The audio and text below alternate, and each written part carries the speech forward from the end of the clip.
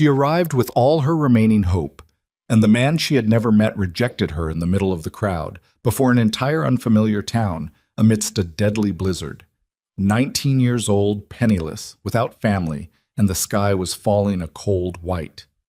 But that night, another man, a widow carrying her sleeping young daughter, stood up to shield her, not out of love, not out of pity, but because he couldn't do otherwise. This is the story of the rejected woman and what she built from the ruins. If you enjoyed this story, please like and comment the name of the city you're viewing so I know how far my journey has come. Now, let's begin. The train announced itself before it arrived. A low groan carrying through the frozen air, metal wheels grinding against ice-bitten rails, the sound pressing into the dark like something wounded. Clara Whitmore stood in the narrow corridor between cars with her back against the wall and her small carpet bag wedged between her knees.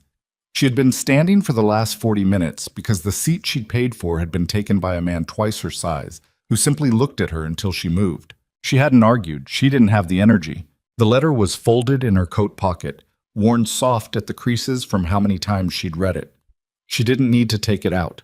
She had the whole thing memorized, every sentence, every comma, including the ones that were probably meant to be reassuring but weren't.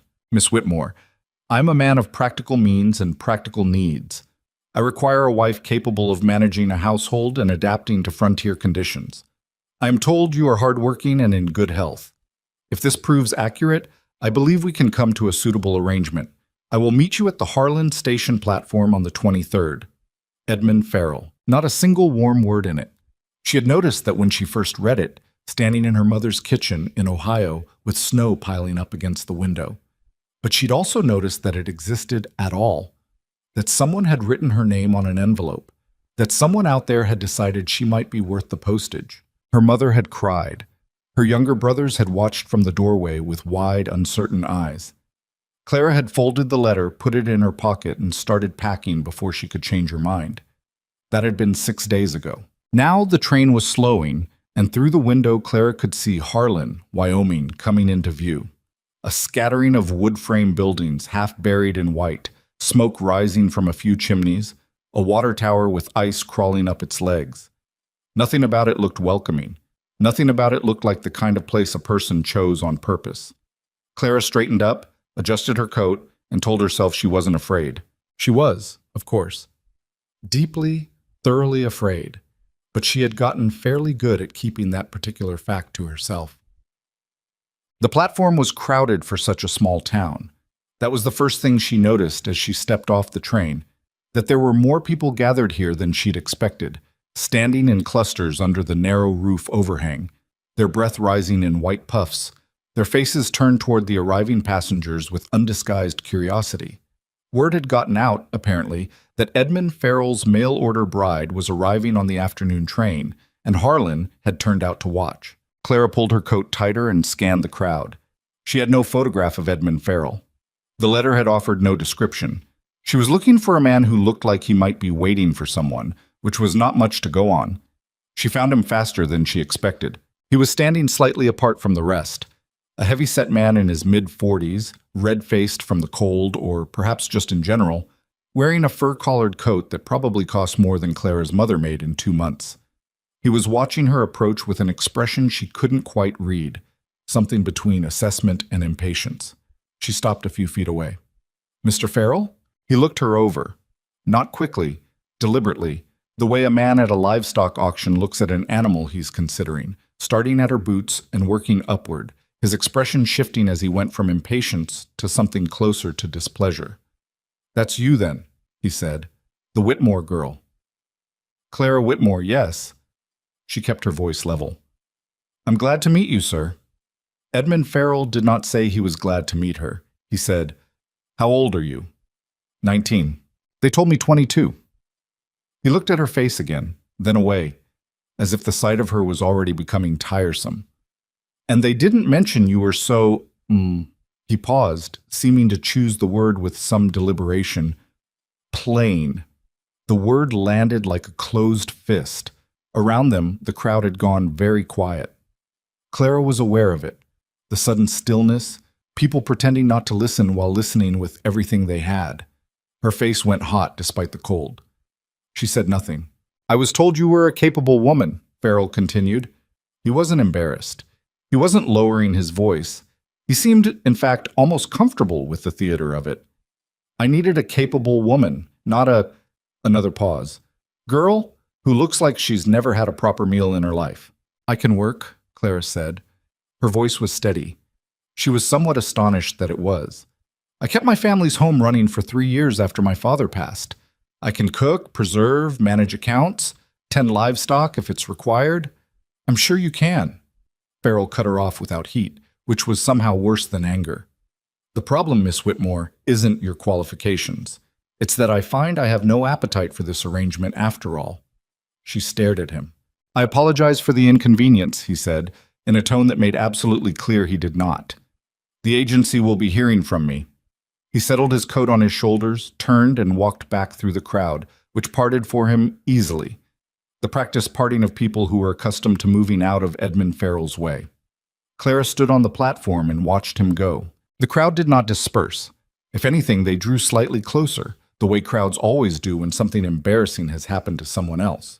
She could hear them, or rather she could hear the quality of the silence they were pretending to maintain.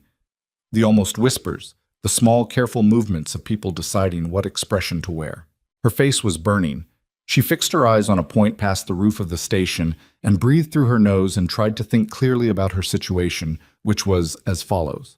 She was standing on a train platform in Wyoming with one carpet bag and exactly $4.60. It was getting colder by the minute, and she had nowhere to go. The train that had brought her here would return east in the morning. She could not afford a ticket east in the morning. She was not entirely sure she could afford to sleep anywhere tonight. The storm came in the way bad things often do. Gradually, then all at once. What had been a gray and biting afternoon became, within an hour of Clara settling into the corner of the station's waiting room, something meaner and more serious.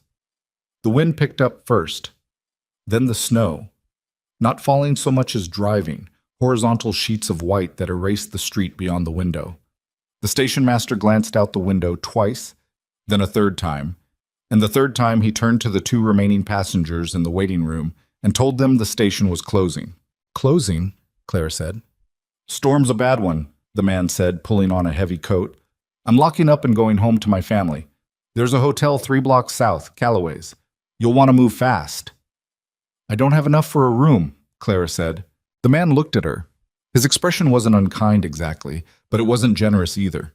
It was the expression of a man who had his own difficulties and had learned to be careful about taking on the difficulties of strangers. Callaway sometimes takes work trade, he said, and then he finished buttoning his coat and left her there. The door opened and closed, and the cold hit her for a moment, even inside, even from 10 feet away. Clara stood up. She put on her coat, picked up her carpet bag, and went out into the storm. 3 blocks in a Wyoming blizzard with a single carpet bag was not nothing. By the time she could make out what she hoped was the shape of a hotel sign, Clara's fingers had stopped feeling like fingers and started feeling like something she was carrying around for no clear purpose. She had her chin tucked down against her collar, and she was moving because stopping was not an option, and she almost didn't notice the 2 men until she nearly walked into them. They were sheltering under a building's overhang, big men, both of them, in the kind of clothes that suggested they had been wearing them for longer than intended. They watched her stop with a quality of attention that made the hair stand up on the back of her neck. "Look at that," the taller one said. He wasn't talking to her, he was talking to the other one like she was an object that had appeared. "Girl all by herself." "Must be lost," the shorter one said and smiled. Clara took a step back. Her heel caught a ridge of ice and she nearly went down, managing at the last second to stay upright by grabbing the nearest post, which was agonizingly cold even through her gloves. "Where are you headed?" the tall one said. He pushed off the wall, unhurried. "Hotel," Clara said. "I'm just going to the hotel." "You don't look like you know where it is." She didn't answer that. She was calculating distances, angles, possibilities, none of them good. The street was empty. The storm had cleared everyone else away. These men were between her and the direction she needed to go, and the one who had spoken was still moving toward her, casual and slow, like a man who was used to having time. "Why don't you come talk to us for a minute?" he said. "Get out of the wind." "I need to keep moving," Clara said. She kept her voice flat and hoped he couldn't hear the way her heart was going. We'd like it if you didn't. He was about 6 feet away now, close enough for her to see the cold in his eyes. And that was the specific thing that frightened her most. Not the size of him or the intent she could read clearly in the way he was moving, but the fact that his eyes were entirely calm. Men who were calm about this kind of thing were much worse than men who were agitated. She opened her mouth to say something. She didn't know what. She was out of reasonable options, and she knew it. And then a voice came from behind her. Frank. Just the one word. Low, unhurried, the kind of voice that doesn't need volume because it's already been heard. Clara turned. A man stood a few yards back, tall, lean in a way that suggested hard work rather than shortage, wearing a coat that had seen serious winters. Under one arm, somehow, impossibly, there was a small girl sleeping against his shoulder, her head tucked under his jaw, completely undisturbed by the storm or the tension or any of it. The child couldn't have been more than 4. The man was looking at the two men with an expression that wasn't angry. It was something quieter than anger and therefore more dangerous. Frank, he said again, take your friend and go home. The tall man, Frank, had stopped moving. Something had changed in his posture, very slightly. Silas Boone, he said, like he was confirming something to himself. That's right. A moment passed. Frank looked at Clara, then back at Silas Boone, then at his companion, some rapid calculation running behind his eyes. Whatever the outcome of it was, he didn't seem to like it much. He took a step back and then another, and then he turned and walked the other direction, and the other man went with him, without another word. Clara watched them go. She was shaking. She hadn't been quite while it was happening.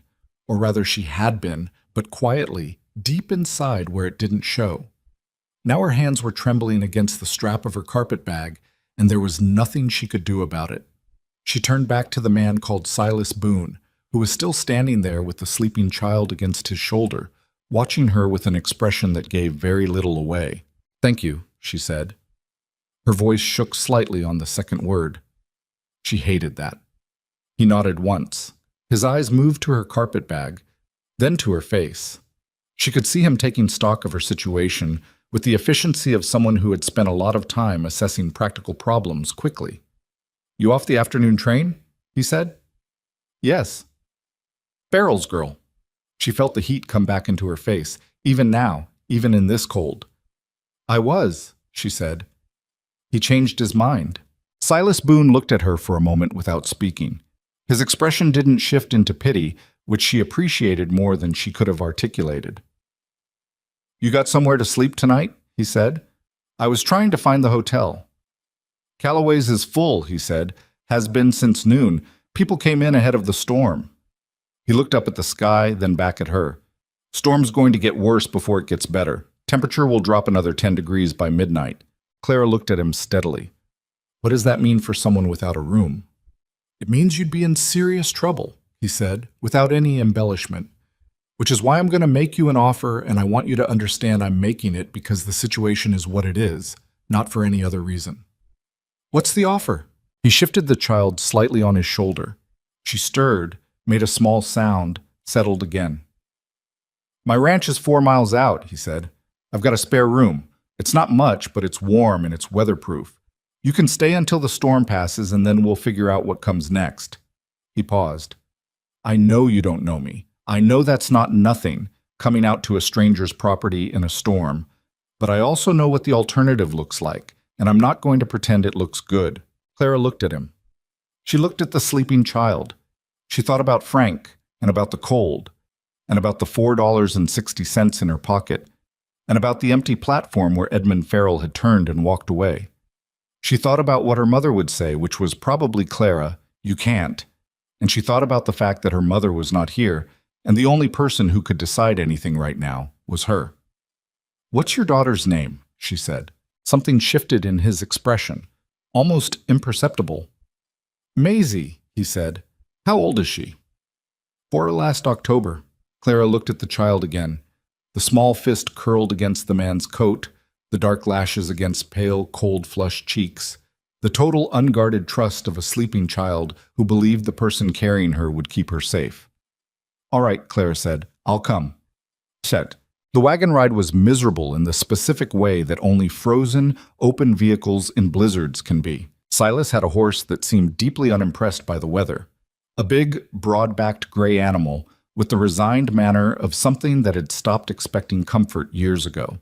Clara sat on the wagon bench with her carpet bag on her lap, and her coat pulled as tight as it would go, and watched the horse's rump ahead of her, and the white nothing beyond it, and tried to think about something other than the cold. Maisie woke up about a mile out of town. She surfaced gradually, in the way small children do. First a sound, then a shift, then a sudden consciousness of her surroundings. She looked at her father, then at Clara, without any sign of alarm. Children that age either feared strangers completely or trusted them entirely with no middle ground, and apparently Maisie was the second kind. "Who's that?" she said to her father, directly, without malice. "Her name is Clara," Silas said. "She needed a ride." Maisie looked at Clara with large dark eyes that were clearly her father's eyes in miniature. "Your nose is red," she said. "I know," Clara said. "It's cold. Papa says if you can't feel your toes, you should wiggle them to make sure they're still working." "That's good advice. Can you feel your toes?" Clara wiggled them experimentally inside her boots. She could feel 2 of them on her right foot and roughly 1.5 on her left. "More or less," she said. Maisie seemed to accept this. She was quiet for a moment, watching the snow. Then she leaned slightly toward Clara, not enough to actually touch, just enough to indicate that the possibility of touching was being considered. "Are you staying with us?" she said. "For a little while," Clara said, "until the storm passes." "Okay," Maisie said. She leaned a bit more, and then her head came to rest against Clara's arm, which Clara had not expected. The weight of it was slight and warm and altogether extraordinary. Clara looked straight ahead at the horse's rump and the white dark of the storm and did not say anything. The ranch house appeared out of the snow like a thought. First a shape, then a lit window, then a solid thing with walls and a roof, real and substantial, pushing back against the storm. It was not a grand house. It was the kind of house built entirely with function in mind. 2 stories, solidly constructed, with a covered porch and a lean-to barn attached on the side. There was a woodpile under a protective overhang nearly as tall as the porch rail. A fence Clara could barely make out disappeared into the white in both directions. Silas pulled the horse up, climbed down, and reached up for Maisie first, lifting her out of the seat and setting her on her feet with practiced ease. Then he looked at Clara. "Watch your step," he said. "Ice under the snow at the edge there." She climbed down more carefully than she would have liked to admit. Her legs were stiff and her hands nearly useless, but she made it without incident, and that felt like a small victory. Inside, the house was warm. A large fireplace in the main room with a good fire going, the air smelling of wood smoke and something else Clara couldn't immediately identify. Pine sap, maybe. The residue of a household that kept its windows sealed against cold and its fires well tended. Silas took Maisie's coat and then looked at Clara. "Give me your coat," he said. "Gloves, too. You want to dry them out." Clara handed them over. Without the coat, she felt suddenly visible. Just herself. In a dress that was respectable, but not particularly warm-looking, her hair coming loose from its pins in 3 or 4 places, the full plainness of her situation apparent in the stark light of a fire. Silas hung the coats near the hearth without looking at her again. He moved around the room with the ease of a man thoroughly comfortable in the space, checking the fire, setting a kettle, saying something quietly to Maisie about getting ready for bed. He wasn't warm, exactly. He wasn't cold either. He was simply functional, focused, taking care of things that needed to be taken care of. Clara stood in the center of the room and looked around. The house was clean but sparely furnished. There were a few personal effects. A child's drawing tacked to the wall near the window, a pair of small boots near the door, a jar of some dried flour on the mantel that had probably been placed there a long time ago and not moved since. It was a house that had been properly alive once and was now something quieter. Something holding on. "Sit down," Silas said, not unkindly. He nodded at the chairs near the fire. "Kettle will be hot in a few minutes." Clara sat. The heat from the fire reached her in stages. First the surface of her skin, then slowly, painfully, deeper. Her fingers began to sting as they thawed. She pressed them together in her lap and said nothing. Maisie came and stood in front of her with a directness that 4-year-olds sometimes have. No preamble, no social navigation, just a small person arriving in front of you and looking at your face. "Do you know any stories?" she said. "Maisie," Silas said from across the room. "I'm asking," Maisie said, without turning. Clara looked at the small, upturned face. "A few," she said. "Will you tell me one?" "Maybe tomorrow. You're supposed to be going to bed, I think." Maisie considered this with a seriousness that suggested she found it reasonable, but not entirely satisfying. Then she said, "Okay, but tomorrow you have to." "All right," Clara said. "Tomorrow." Maisie went to get ready for bed, and Clara sat by the fire and listened to the storm battering the outside walls of the house and felt the warmth working its way back into her hands and feet, and tried not to think too much about what came next. Silas came back down after Maisie was in bed. He had a cup of coffee, real coffee, which Clara could smell before he set it in front of her, and he sat in the other chair across from the fire with his own cup and was quiet for a moment. Clara didn't fill the silence. She had learned something early in life about silence, that the impulse to fill it often made things worse, that a person who could sit in quiet without reaching for noise was generally easier to be around. So she waited. "The storm will probably hold 2 more days," Silas said finally. "The spare room is at the top of the stairs, left side. It's not heated, but there are enough blankets if you pile them." "That's fine," Claire said. "You can help in the kitchen if you want something to do. I'm not going to ask you to work for your keep. That's not the arrangement." "What is the arrangement?" He looked at her. "You needed shelter. I had it. That's all." Clara wrapped her hands around the coffee cup. "That man, Frank, he backed down very quickly." "Frank Helmer is a coward at base," Silas said. "He only bothers with people he's sure won't bother back." He paused. "He won't trouble you again." "Because you'll be there?" "Because he knows I won't forget." Something in the way he said it wasn't a threat. It was a simple fact, stated plainly. Clara believed it entirely. She looked at him more directly than she had yet allowed herself. He was somewhere in his mid-30s, she thought. It was hard to say exactly. The frontier aged people at different speeds, and Silas Boone seemed like the kind of man it would be difficult to age in any visible way.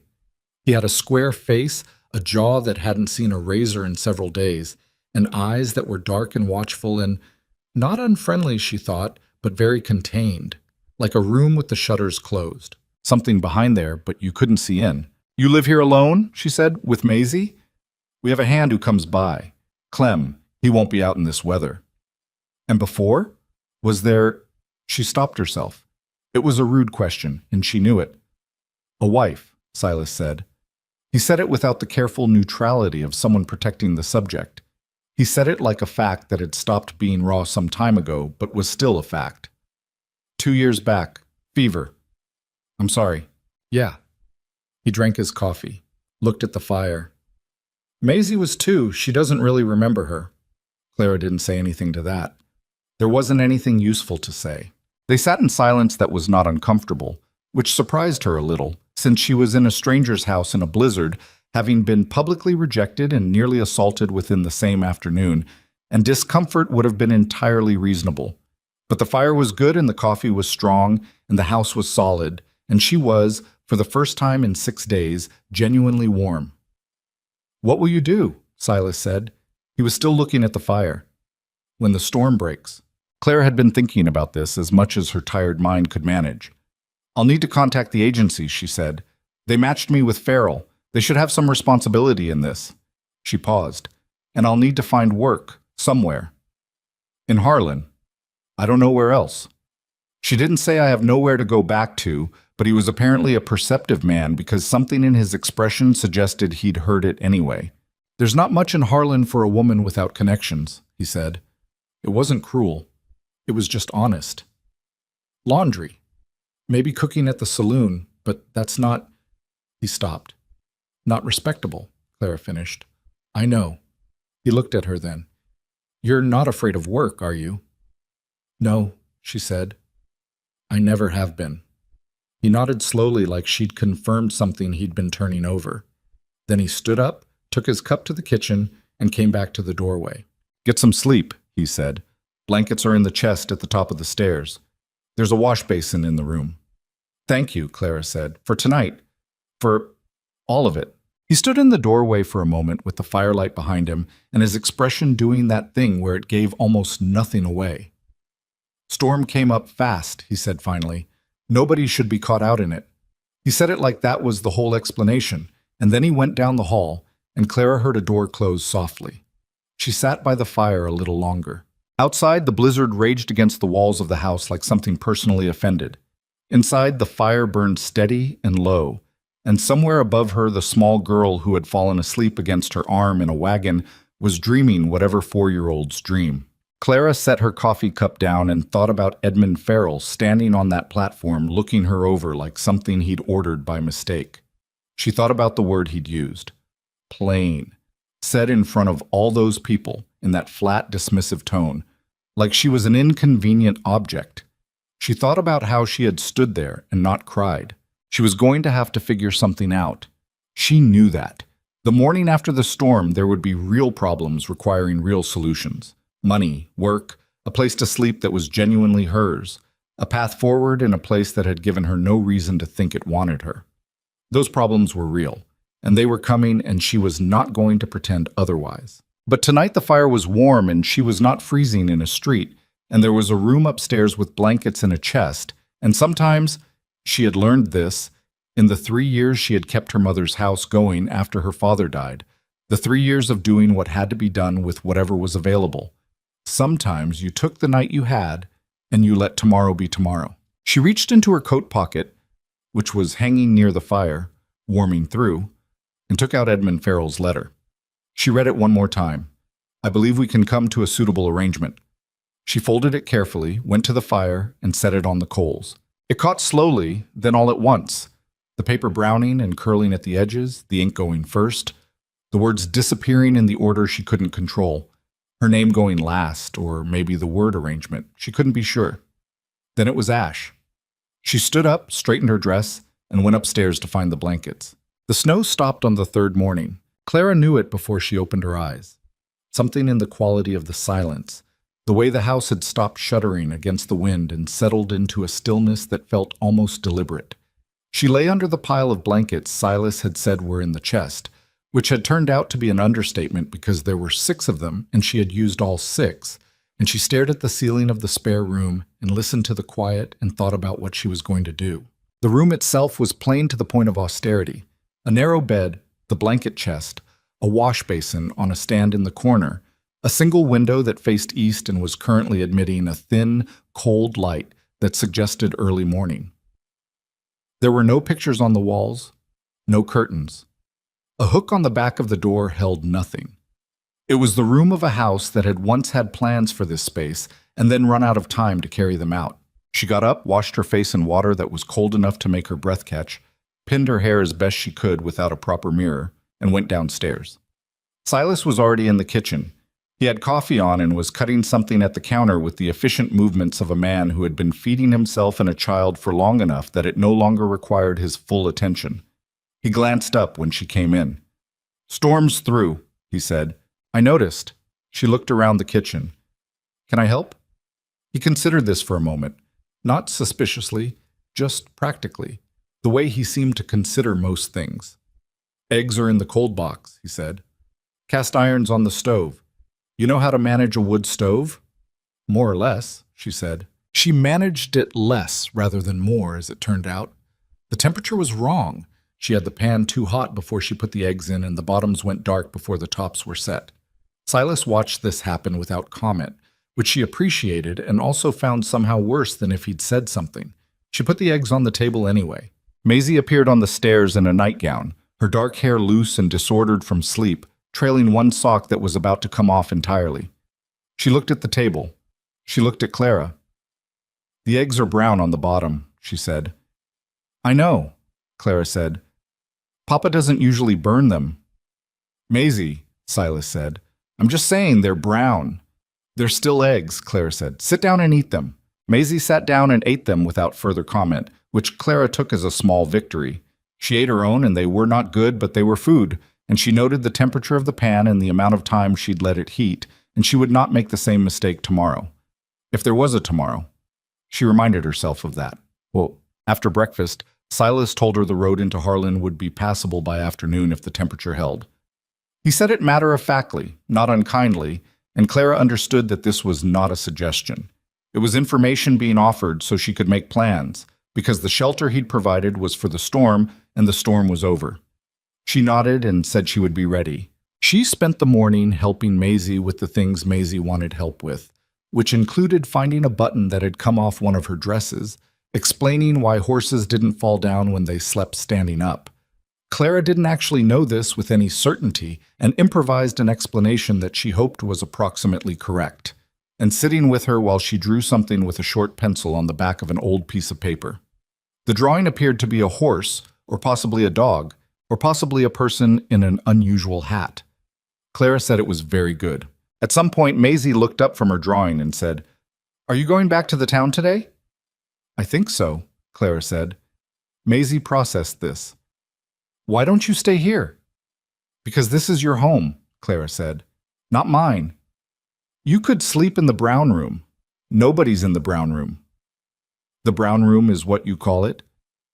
"The walls have brown on them, from before." Maisie returned to her drawing.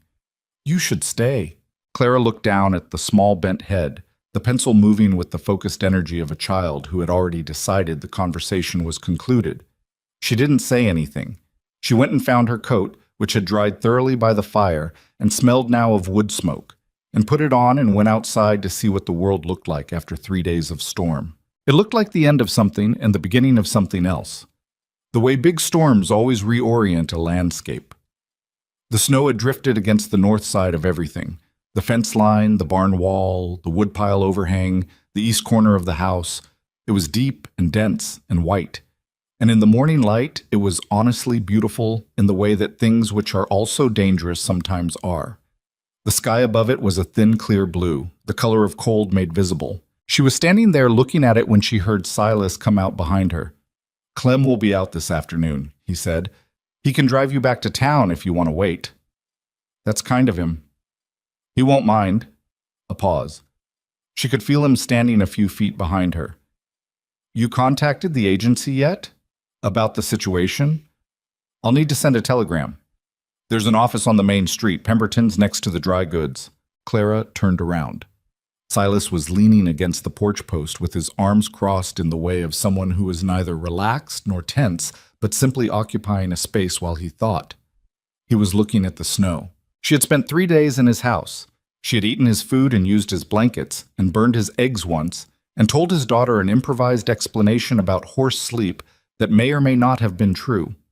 She knew almost nothing about him except what small things she'd been able to observe, that he was up before dawn, that he kept the wood supply relentlessly stocked, that he and Maisie had a way of being in the same room that was comfortable and not performative.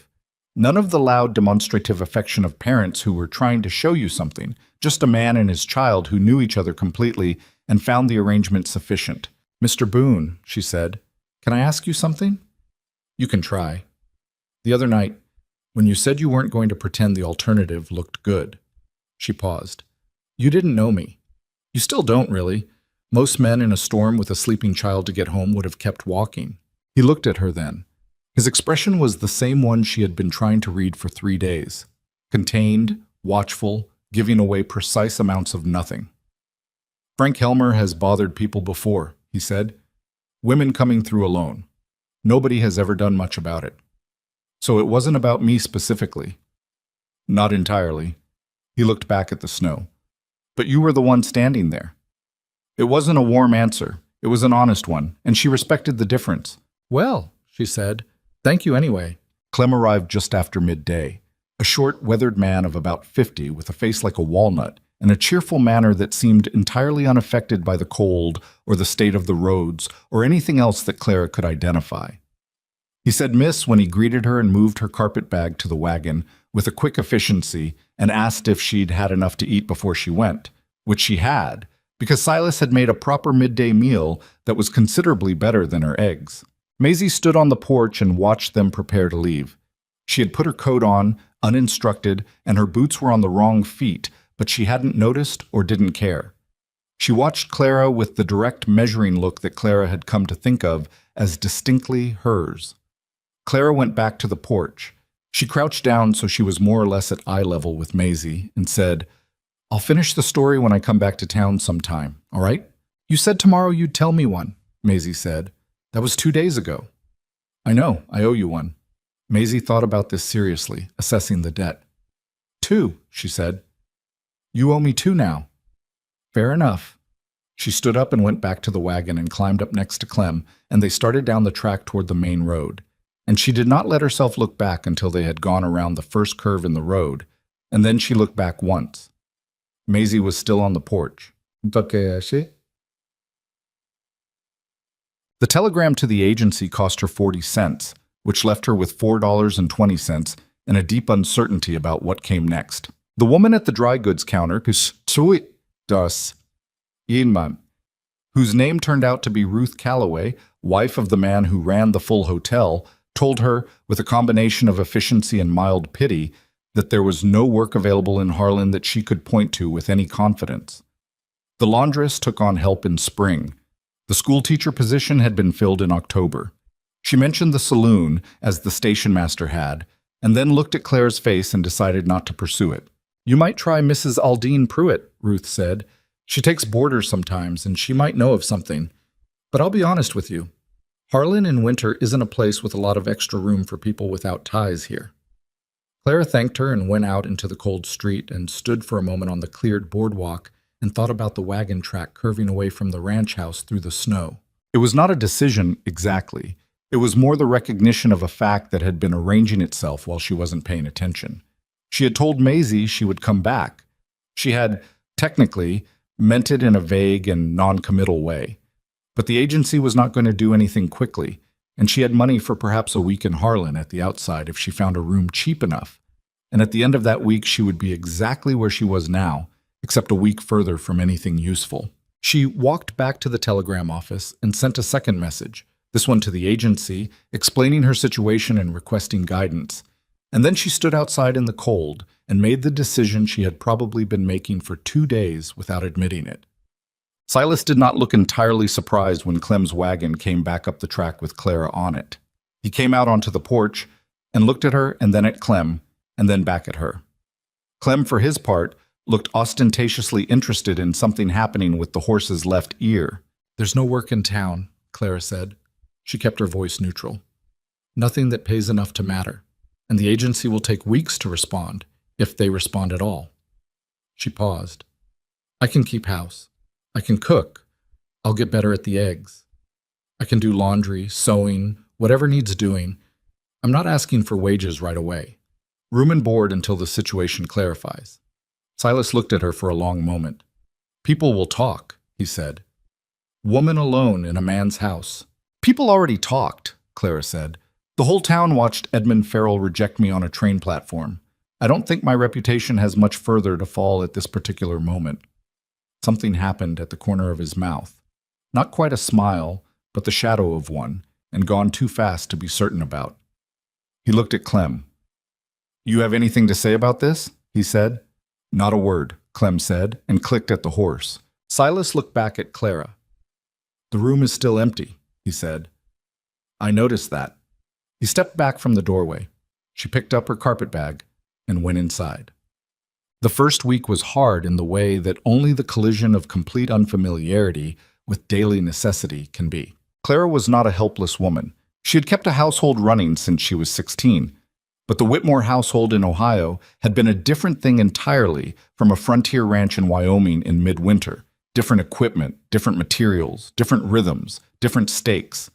Everything she reached for was either missing or in the wrong place or did not work the way she expected. The wood stove, which she had struggled with on the first morning, turned out to have a damper mechanism that regulated heat in a way she had not initially understood, and for 3 days she either cooked things at furnace temperature or barely warm, with nothing in between. She ruined a batch of bread on day 2, overproofed, dense in the middle, inedible. Silas ate his piece without comment. Maisie did not eat hers. She got the laundry wrong on day 4, not the washing itself, which she knew how to do, but the drying, because she had not understood yet how quickly things could freeze on the line and how to manage the timing so that sheets came in stiff but not frozen solid. She spent 45 minutes in the cold, untangling sheets that had turned partly rigid and came inside with her hands red and clumsy and her temper in poor shape. "The line," she said, to nobody in particular, dropping the sheets on the kitchen table. "Nobody told me about the line."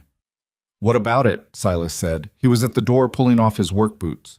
"They freeze. If you leave them too long. They freeze into shapes and you can't fold them properly, and the whole process takes twice as long as it should." She was aware she was venting a frustration that was only partly about laundry. She did it anyway.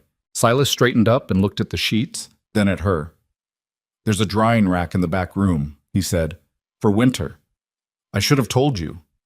"Yes," Clara said. "You should have." He went and got the drying rack and set it up near the fire without any display of either irritation or contrition, and Clara moved the sheets to it, and the laundry eventually dried, and she did not make the same mistake again. That was more or less how it went. She made mistakes, she identified them, she corrected them. She did not apologize for every error or explain herself at length or ask permission to try again. She simply tried again. The eggs improved by the end of the first week. The bread improved by the end of the second. The wood stove became something she could manage with reasonable consistency.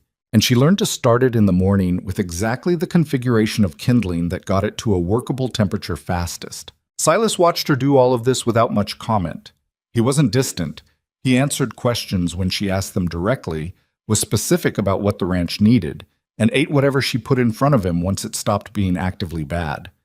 But he didn't go out of his way to tell her she was doing better, and he didn't soften the household's demands to accommodate her learning curve.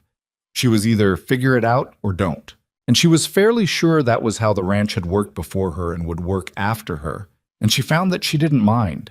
She wasn't looking for encouragement. She was looking for the information she needed. Clem came out 3 days a week. He was a good-natured man with strong opinions about weather, moderate opinions about most other things, and an apparent policy of not noticing anything that wasn't his direct business. He acknowledged Clara's presence at the ranch with the equanimity of a man who had decided this was either none of his concern or already settled, and got on with his work, which suited her entirely. Well, what changed the tenor of things, as it often does, was Maisie. The child had been watching Clara since the first moment on the wagon, with that particular focused attention she applied to things that interested her. She helped where she could, carrying things she was big enough to carry, reporting the status of the fire with the gravity of someone assigned an important task, informing Clara on various occasions that the bread smelled better than last time, or that the floor hadn't been swept in that corner. About 2 weeks in, she appeared at Clara's elbow while Clara was mending one of Silas's shirts and said, "Can I watch?" "You can help if you want," Clara said. "Bring your stool." Maisie dragged her stool over and sat at Clara's elbow. "My mama used to sew," she said, in the same tone she used for most statements, which was matter-of-fact and without special weight. "Did she?" Clara kept her eyes on her work. "I don't remember it. Papa told me." A pause. "He doesn't talk about her very much. People are different about that. Do you think about your mama?" Clara thought about her mother. The small kitchen in Ohio, the way she smelled like lye soap and sometimes lavender from a sachet she kept in her apron pocket, the specific exhaustion she wore in the lines around her eyes that came from raising children alone. "Yes," she said, "I do." "Does it make you sad?" "Sometimes. And sometimes it just feels like remembering something that was good." Maisie thought about this seriously, the way she thought about most things. Then she picked up a piece of thread from Clara's sewing basket and began methodically winding it around her finger. "I think I'd like to remember more things about my mama," she said, "but I don't have enough." Clara set down the shirt. She looked at Maisie, the small, serious face, the dark eyes, the complete absence of self-pity in her manner that was either natural to her character or something she'd developed without knowing it. "What do you remember?" she said. Maisie thought for a moment. "She smelled like something sweet," she said. "I don't know what it was. And she had a blue dress." Another pause. "That's all, mostly." "That's something," Clara said. "Smells are good things to remember. They last." Maisie considered this. "Okay," she said, and returned to winding thread around her finger, apparently satisfied. After that, Maisie began appearing at Clara's elbow with some regularity. Not always, not clingingly, but with the reliable frequency of a child who had decided that a particular person was worth being near. She asked questions about everything: why bread rose, what the dried thing in the jar on the mantel was called, whether it ever snowed in Ohio, if Clara had any brothers, what their names were. Clara answered what she knew and said she didn't know when she didn't, which Maisie seemed to find acceptable. Once, coming in from outside, Clara found Maisie sitting in the kitchen chair telling a serious story to a collection of wooden spoons she had arranged standing up against the flour jar. She appeared to be explaining something to them about geography. Clara went past to hang her coat, and Maisie did not pause her story, and Clara did not mention it. And it felt like a small and specific kind of ease that she had not expected to find here. The town, however, was a different matter. The first time Clara went into Harlan with Clem for supplies, about 3 weeks after she'd come back to the ranch, she became aware within about 10 minutes that she was a subject of active and not particularly charitable discussion. She could not hear most of it. It happened in the careful way of small towns, the lowered voice, and the glance, and the studied non-looking. But Ruth Calloway at the dry goods counter told her flat out, because Ruth was apparently not a person who believed in letting someone be surprised by things they ought to know. "People are talking," Ruth said. She was wrapping Clara's purchases with the efficient movements of someone who has done it 10,000 times. "About you being out at Boone's place. You understand?" "I understand," Clara said. "A woman alone, unmarried, living under a widower's roof." Ruth kept rapping. "Folks have opinions." "I'm keeping his house," Clara said. His daughter. It's work." "I know that. You know that." Ruth set the package on the counter. "But what people know and what people say are generally two different things. And in a town this size, the second matters more than the first." Clara picked up the package. "What would you have me do instead?" she said. Not combatively, genuinely. She was asking. Ruth looked at her for a moment, and what Clara saw on her face was not meanness, but something closer to honest helplessness. "I don't rightly know," she said. "That's the trouble." Clara said thank you and left. She thought about what Ruth had said on the ride back to the ranch. Clem drove and didn't ask questions, which she was grateful for. The road curved through stands of pine and open stretches of white field, and she watched it go by and thought about reputation, about how it was assembled from pieces that were mostly out of your control, how the version of you that a town believed in had very little to do with who you actually were, and how the gap between those two things could either crush you or not, depending on what you were willing to let matter. She thought about Edmund Farrell saying plain in front of a crowd. She thought about how she'd stood there and not cried. What the town said about her was wrong, but the town would say it anyway, because the town was telling a story that already had a shape, and she didn't fit cleanly into any of its available roles. She was not a wife, and not a relation, and not a woman with an established place. She was something that required explaining, and things that required explaining made people uncomfortable and discomfort. In small frontier towns, usually expressed itself as talk. She could leave. She knew that. She could pack her carpet bag and wire the agency again and figure out something else, somewhere else. The option was real. She turned it over and put it back down. It didn't feel like a real option. It felt like surrendering ground that wasn't anyone else's to take. When they got back to the ranch, she carried the supplies inside and put them away in their proper places and started on dinner. And when Silas came in from the barn, she said without preamble, "People in town are talking about me living here." Silas hung his coat. "I know," he said. "It bothers you?" He was quiet for a moment, getting the mud off his boots, not looking at her.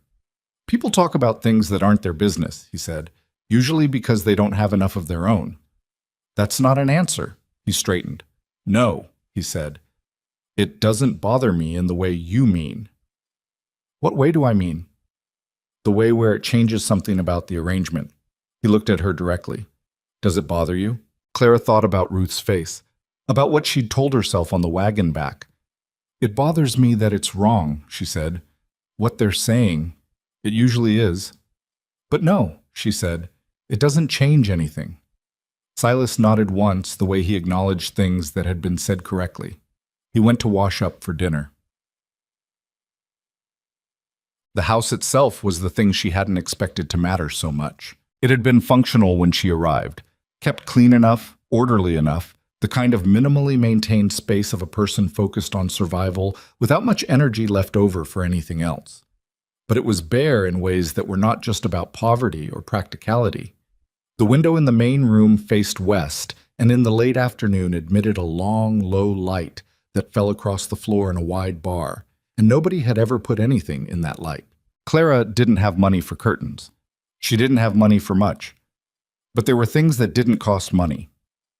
She put the dried flower from the mantel jar, some kind of prairie wildflower that had retained a ghost of color, in the window where the afternoon light could reach it. She found a piece of burlap in the barn that Clem said was unused, washed it, and hemmed it with whatever thread she had, and made a rough covering for the table in the main room. She found a flat stone in the yard, the shape of a hand, and put it on the windowsill. She didn't tell anyone she was doing any of it. She did it in the mornings or in the spare quarter hours between tasks, and she wasn't doing it to impress anyone or make a statement. She was doing it because this was the house she was living in, and she could not live in a space that wasn't tended, even a little. Maisie noticed the stone on the windowsill immediately and said it looked like a cat's paw. Silas noticed the flower in the window, she was fairly sure, because he paused in front of it one evening on his way to the kitchen and stood there for a moment before continuing. He didn't say anything about it. She didn't need him to. About 6 weeks in, a woman named Harriet Sloane came out to the ranch. She arrived in the mid-morning in a wagon driven by her own son, a lanky teenager who looked as though he would have preferred to be anywhere else. Harriet Sloane was somewhere in her late 50s, with the sharp face and upright carriage of a woman who had decided her opinions were valuable and should be expressed on a regular basis. She was the wife of one of the town's more substantial figures, Darnell Sloane, who had an interest in the mill and sat on whatever governing body Harlan had organized itself around. Silas was out in the far pasture with Clem. Clara answered the door. Harriet Sloane looked at her with an expression that was not quite hostile but was certainly not friendly. "You must be Miss Whitmore," she said. "I am," Clara said. "I thought I should come out and see the situation for myself," Harriet said. She said it as if this was entirely reasonable, as if the situation were something she had been asked to evaluate. "There's been considerable discussion in town. Would you like to come in?" Clara said. Harriet came in. She looked around the main room with the assessing gaze of a woman who had been to many houses and formed opinions about all of them. Clara watched her look at the burlap tablecloth and the flower in the window and the swept floor and the stack of mending in the basket near the fire, and waited.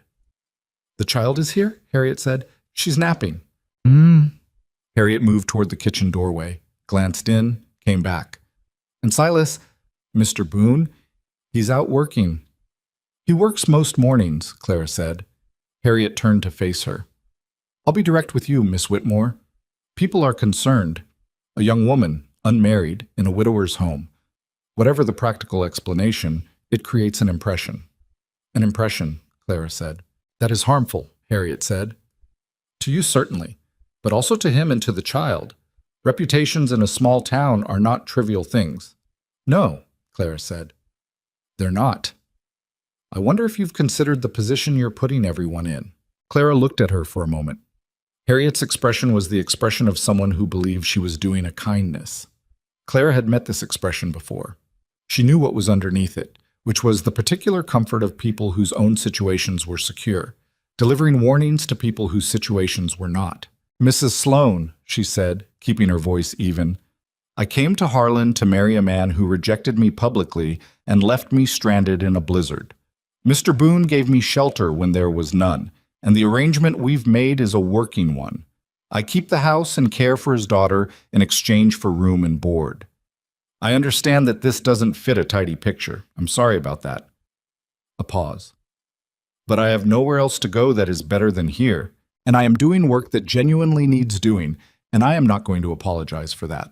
Harriet looked at her. Something moved in her expression. Not quite respect, but the precursor to it. The moment when a person recalculates. "You're a stubborn girl," she said. "I've heard that before," Clara said. Harriet put her gloves back on, smoothed them over her knuckles with the precision of someone who had developed her own armor over many years. "I'll see myself out," she said. Clara walked her to the door anyway. After the wagon had gone back down the track, Clara stood on the porch in the cold and breathed for a minute. Her hands were steady. She was proud of that. Silas came back from the pasture about an hour later. She told him about Harriet Sloane, matter-of-factly, while she was finishing the midday meal. He listened without interrupting. "What did you tell her, son?" he said. Clara set the pot on the table. "The truth," she said, roughly. He pulled out his chair and sat down, and she saw him thinking something through. And after a moment he said, "Harriet Sloane has a lot of say in this town. She can make things uncomfortable." "She can try," Clara said. "Sit down. The stew will get cold." He sat down. Maisie appeared from her nap, hair disordered, dragging her small blanket, and climbed into her chair and looked at the stew with the serious evaluation of someone forming an opinion. "Does it have the green things?" Maisie said. "Parsley," Clara said. "Yes." Maisie made a face. "They're good for you," Clara said. "They taste like the yard." "Eat around them, then." Maisie ate around them. Silas ate his without comment. Clara ate hers and thought about Harriet Sloane's face when she'd said the truth, roughly, and found that she didn't regret a word of it. Outside, the late winter sun was hitting the window at just the right angle to catch the dried flowers she'd set there, and the shadow it threw on the far wall was longer and more complex than the flower itself, the way shadows sometimes are, more than the thing casting them, reaching further than they had any right to. Clara looked at it while she ate, and thought that this was, in the most unlikely way, beginning to feel like somewhere she had been before. Not a memory exactly. Something more like a recognition. March came in like something that had decided to prove a point. The warming that had softened the last weeks of February, just enough to make the mud come up through the snow on the south-facing slopes, just enough to make Maisie start asking when she could play outside without the heavy coat. Reversed itself in the first week of March with a cold that felt almost personal. Silas looked at the sky 3 mornings in a row and didn't say anything, which Clara had come to understand was its own kind of statement. When Silas Boone looked at something and said nothing, he was thinking hard about it. She had learned to read him in the way you learn the particular sounds of a house, not by being told, but by paying attention over time, by understanding which silences meant what. The silence over his coffee in the early morning when the wind was wrong meant weather coming. The silence after Maisie asked a question he was still deciding how to answer was different, slower, more deliberate. The silence when Clara said something he agreed with but hadn't expected to agree with was different again, shorter, and usually followed by him finding something to do with his hands. It had been nearly 2 months. She did not think about it in those terms often. She was too busy. But sometimes in the quiet of the early morning, before Maisie woke and before Silas came in from his first check of the animals, she allowed herself to look at where she was and note that it bore no resemblance to what she had imagined when she'd read Edmund Farrell's letter in her mother's kitchen in Ohio. She had imagined something transactional and managed, a household, a role, a clear set of expectations that she would meet and thereby earn her place.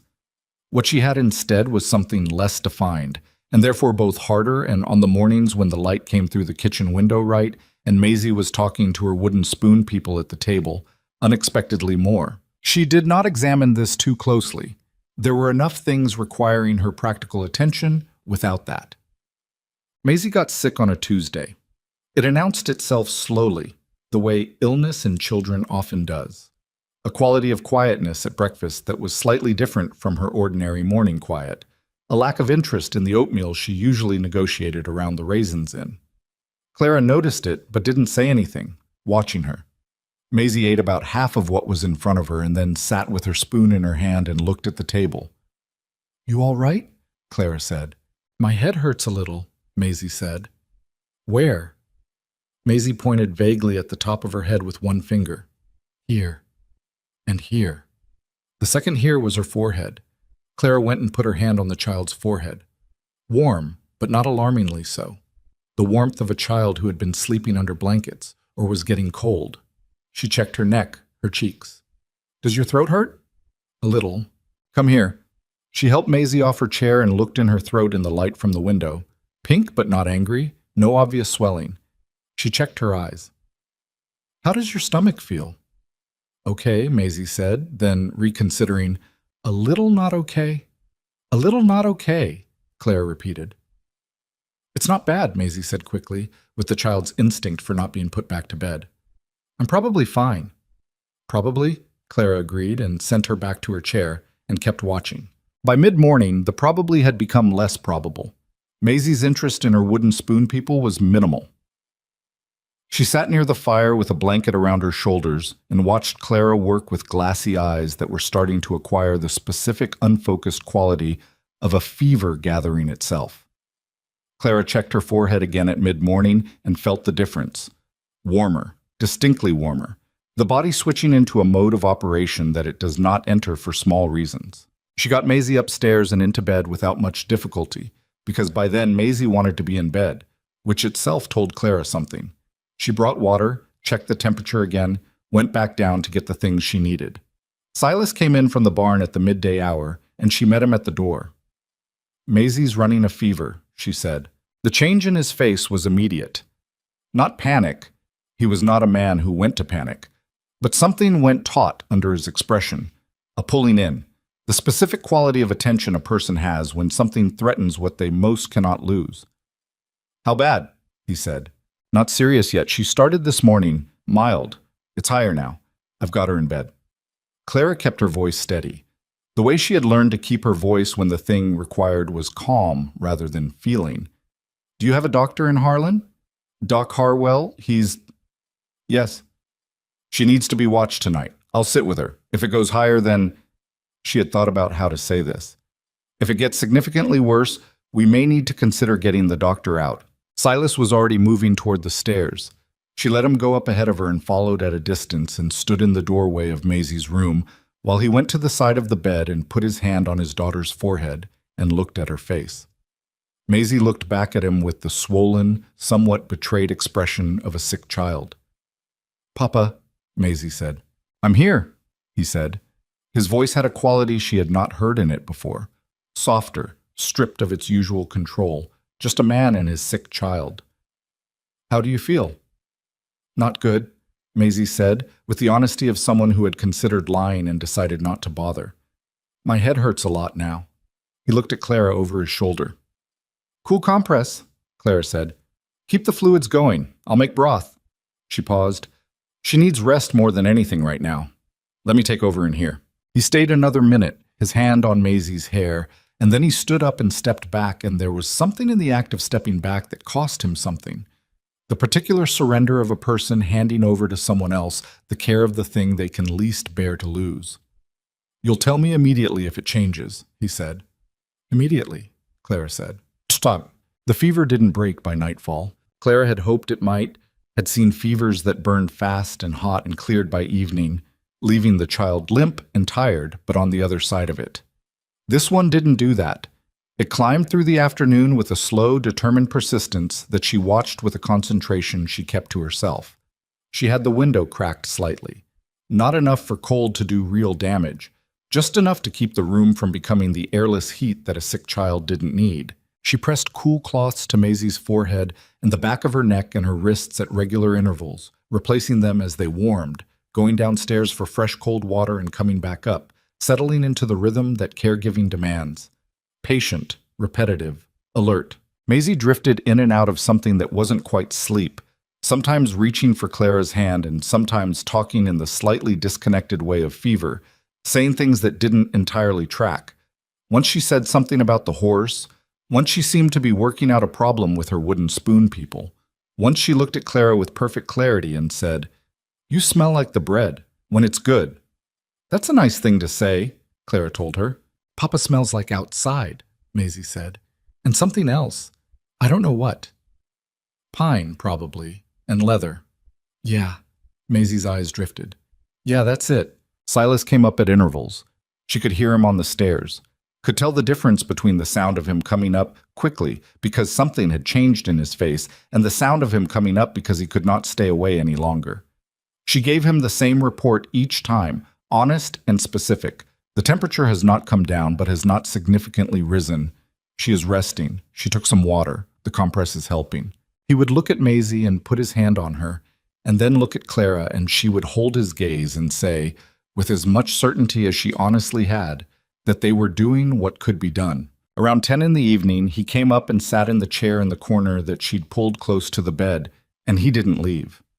For a while they were both just quiet, listening to Maisie breathe.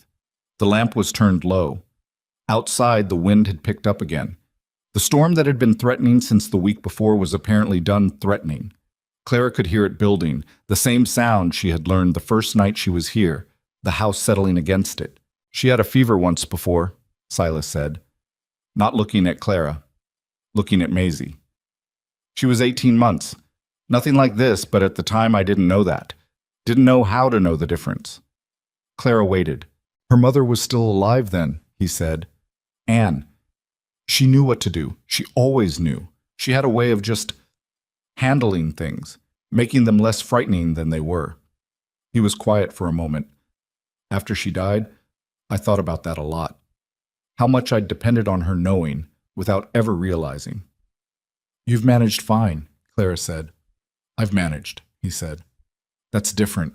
She didn't argue with it because it was probably true and because he wasn't saying it in a way that required comfort. He was just saying a fact about his own life, the way he sometimes did, with the directness of someone who had stopped performing for anyone. What was she like? Clara said. Anne. He was quiet long enough that she thought he might not answer. Then he said, practical. More than I was in the early years. I had ambition, but not always sense, and she had both. She laughed easily. A pause. She would have been better at this ranch than I am. If she'd lived, she'd have figured out things I'm still not sure about. That seems like a hard thing to carry, Clara said. You get used to it, he said. Or you don't. And it doesn't matter either way because you keep going regardless. The wind hit the side of the house then with a force that rattled the window in its frame, and they both looked at it. Snow was starting. Clara could see it in the way the darkness beyond the glass was thickening, white accumulating against the lower edge of the frame. That's the storm, Silas said. How bad do you think? He looked at it for a moment. Bad, he said. The way the sky looked today. I've seen that before. We'll likely be cut off by morning. Cut off? Clara looked at Maisie, who was in the shallow, restless, almost sleep of a child whose fever hadn't broken, and thought through the implications of that quietly and carefully. Then we do it without the doctor, she said. Silas looked at her. We can't get through in a storm like that, she said. And sending someone out in it could be worse than the problem we're solving. She paused. What did Anne's fever look like? Her mother's. She watched something cross his face. The name, the question, the specific territory she'd just walked them both into. It came fast, he said. Faster than this. She was bad within a day, and Maisie's been coming on slowly. Yes, that's something, Clara said. Not everything, but something. She looked at Maisie. I've managed fevers before. My youngest brother when he was small, and my mother toward the end. She said the last part without weight. It was information, not a bid for sympathy. I know what to watch for. Silas looked at her for a long moment. She could feel him weighing something, not whether to trust her, she thought, but something more complicated than that, something about what it cost him to let go of the control in this room. Tell me what you need, he said finally. Well, by midnight, the blizzard was the worst Clara had seen, including the one that had stranded her on the station platform and sent her out into the street and into the path of Frank Helmer and eventually to this house. This was bigger, meaner, more deliberate feeling in the way of the worst storms, as if the weather had been saving itself. She could hear it continuously, not just the wind, but the specific sound of a house under genuine assault, the creaking of the frame, the occasional deep shudder that traveled through the walls, the way the fire in the downstairs hearth sounded different when the wind was pulling at the chimney. She'd sent Silas down to keep the fires fed, because the house needed to stay warm, and that required attention. He'd gone reluctantly, and she'd told him she would call if anything changed, and she meant it. She sat beside Maisie alone with the low lamp and the sound of the storm, and worked. The fever had climbed. Not catastrophically, but enough. She could feel it when she pressed her wrist against Maisie's forehead, that particular heat that was moving past uncomfortable toward something she needed to manage actively. She kept the compresses going, changing them every 10 minutes, working methodically.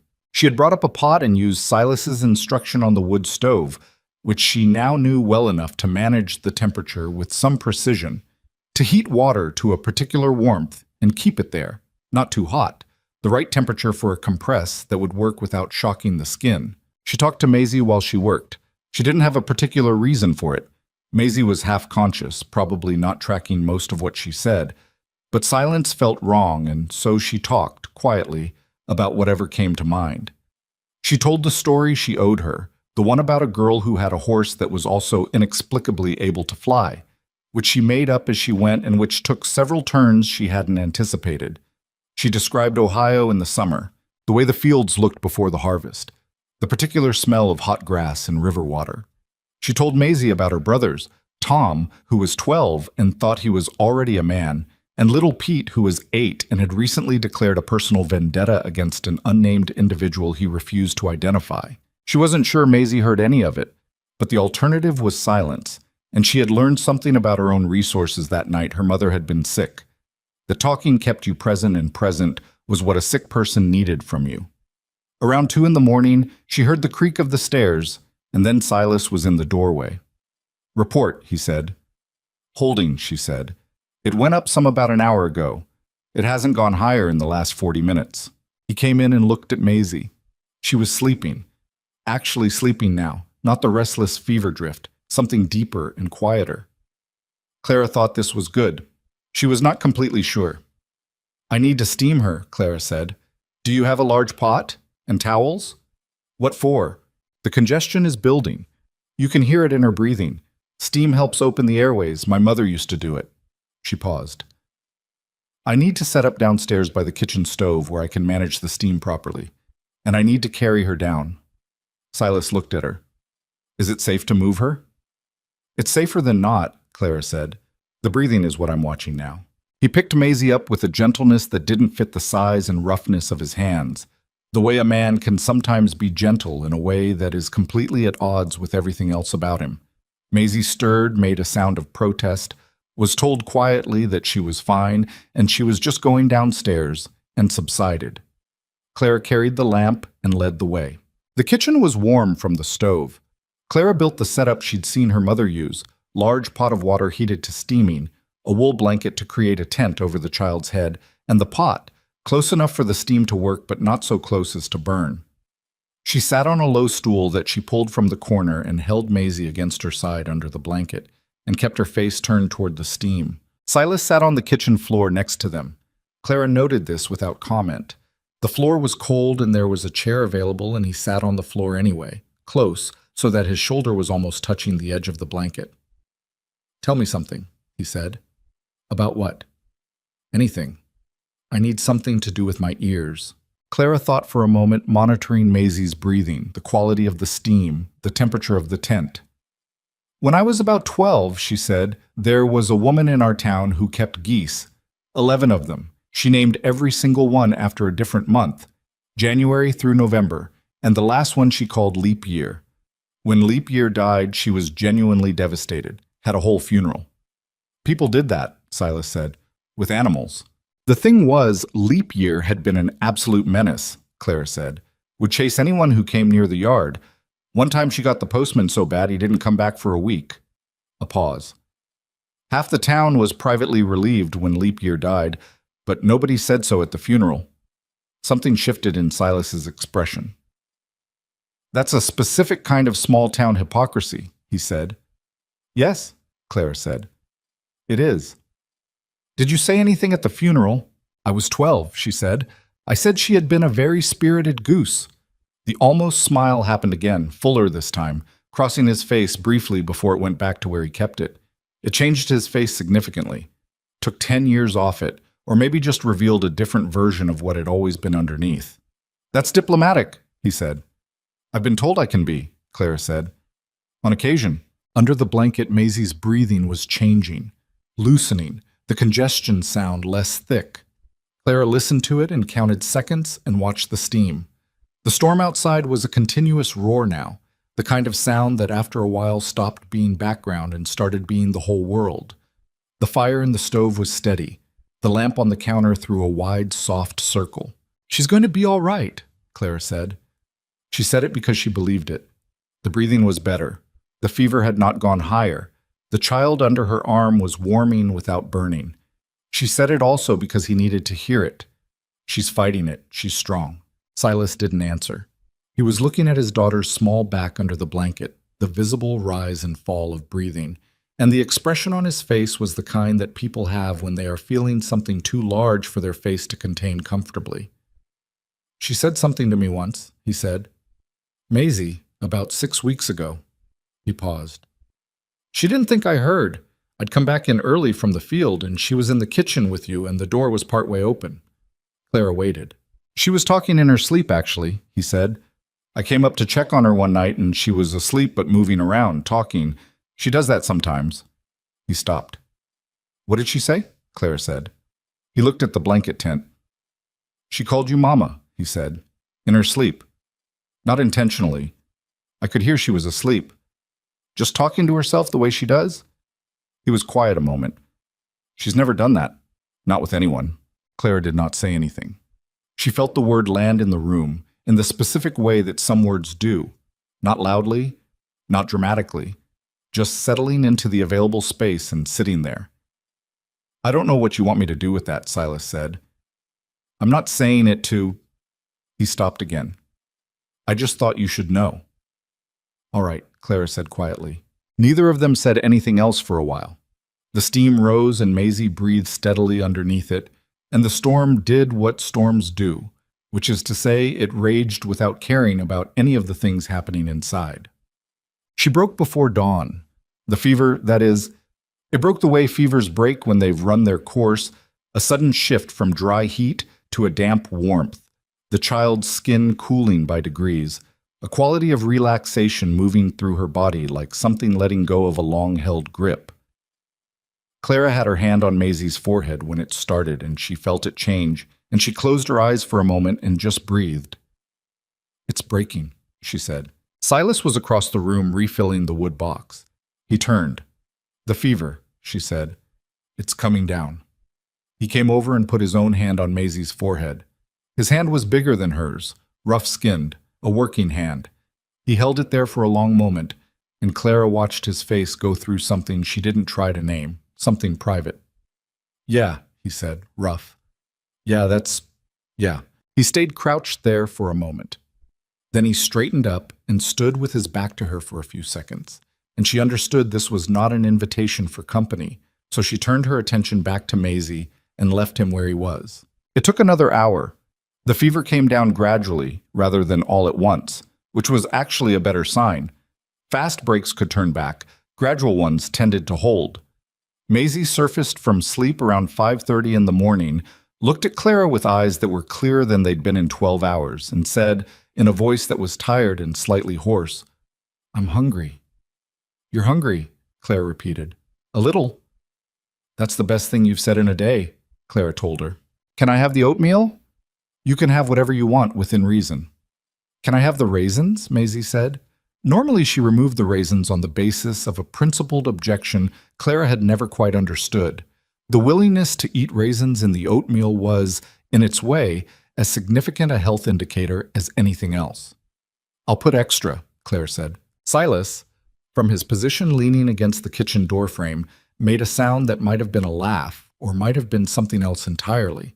She couldn't see his face clearly in the low light. She got the oatmeal going. The storm was still out there, still a full-scale blizzard against all the walls of the house, but she had her back to it and her hands busy, and Maisie was asking for raisins with extra raisins. And the world had shifted in the last 12 hours from one kind of thing to another in a way that she would spend a long time understanding. She did the oatmeal. She got the raisins from the high shelf. She added extra because she had said she would. She brought it to Maisie in the chair by the stove where Silas had wrapped her in the wool blanket, and she watched the child eat it with the slow, careful movements of someone who had been sick and was in the early stages of deciding to be well. Silas was watching too. At some point, she was not sure exactly when, he had moved to stand beside her. Not close, not touching, just beside her, both of them facing Maisie, both of them watching the small person eat her oatmeal with raisins in the kitchen while the storm spent itself against the outside walls of the house. His shoulder was perhaps 4 inches from hers. She could feel the warmth of it. Neither of them said anything. There wasn't, she thought, anything that needed to be said. Some moments were complete in themselves, requiring no narration. After a while, Maisie looked up from her bowl. She looked at Clara. She looked at her father. Then she looked back down at the bowl and spooned up 3 raisins at once with the focus of someone performing an important task. "This is good," she said to the oatmeal. "I know," Clara said. The fire in the stove ticked steadily. Somewhere outside, the blizzard was beginning very slightly to ease. She could hear the difference in it, a minor softening of the wind, the first sign that it had said what it needed to say and was starting to lose interest. Morning was coming.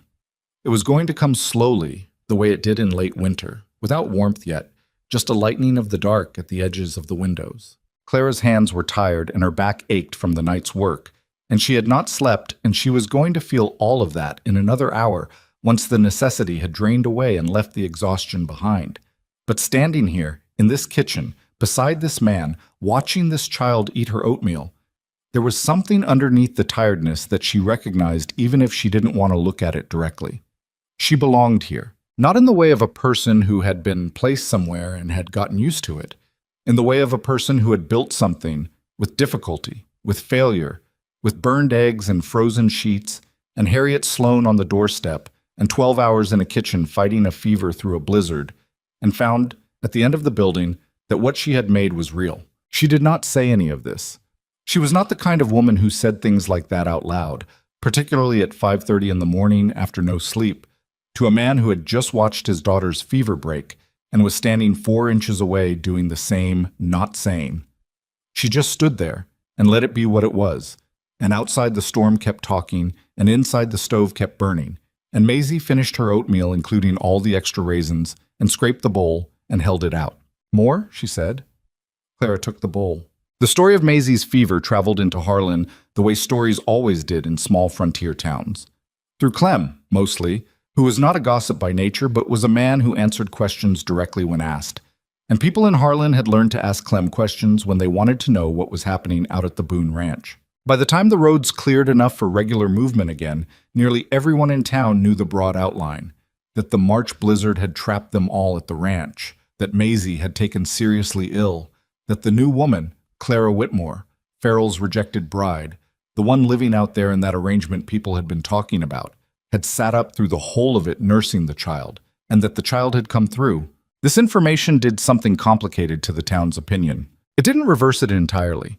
Opinions in small towns rarely reversed entirely. They simply shifted and settled into new configurations, keeping some of their old shape while accommodating the new fact. But there was a difference, and Clara felt it the first time she came into Harlan after the storm, which was about 10 days into March on an errand for flour and salt, and the particular thread she used for Maisie's dress that had the missing button and the 2 new ones that had nearly come off. Ruth Calloway at the dry goods counter looked at her differently. Not warmly, exactly. Ruth was a practical woman and didn't operate in warmth as a default register, but with something closer to respect, which was actually better. "Heard about the Boone girl," she said, wrapping the thread. "She's recovering well," Clara said. "That was a bad storm to be cut off in with a sick child." It was. Ruth set the package on the counter and looked at her directly for a moment, the way she had on Clara's first visit, frank, assessing, not unkind. "I'll say this," she said. "You didn't have to stay and do that." "She needed someone too," Clara said. "That's not what I mean, and you know it." Ruth slid the package across the counter.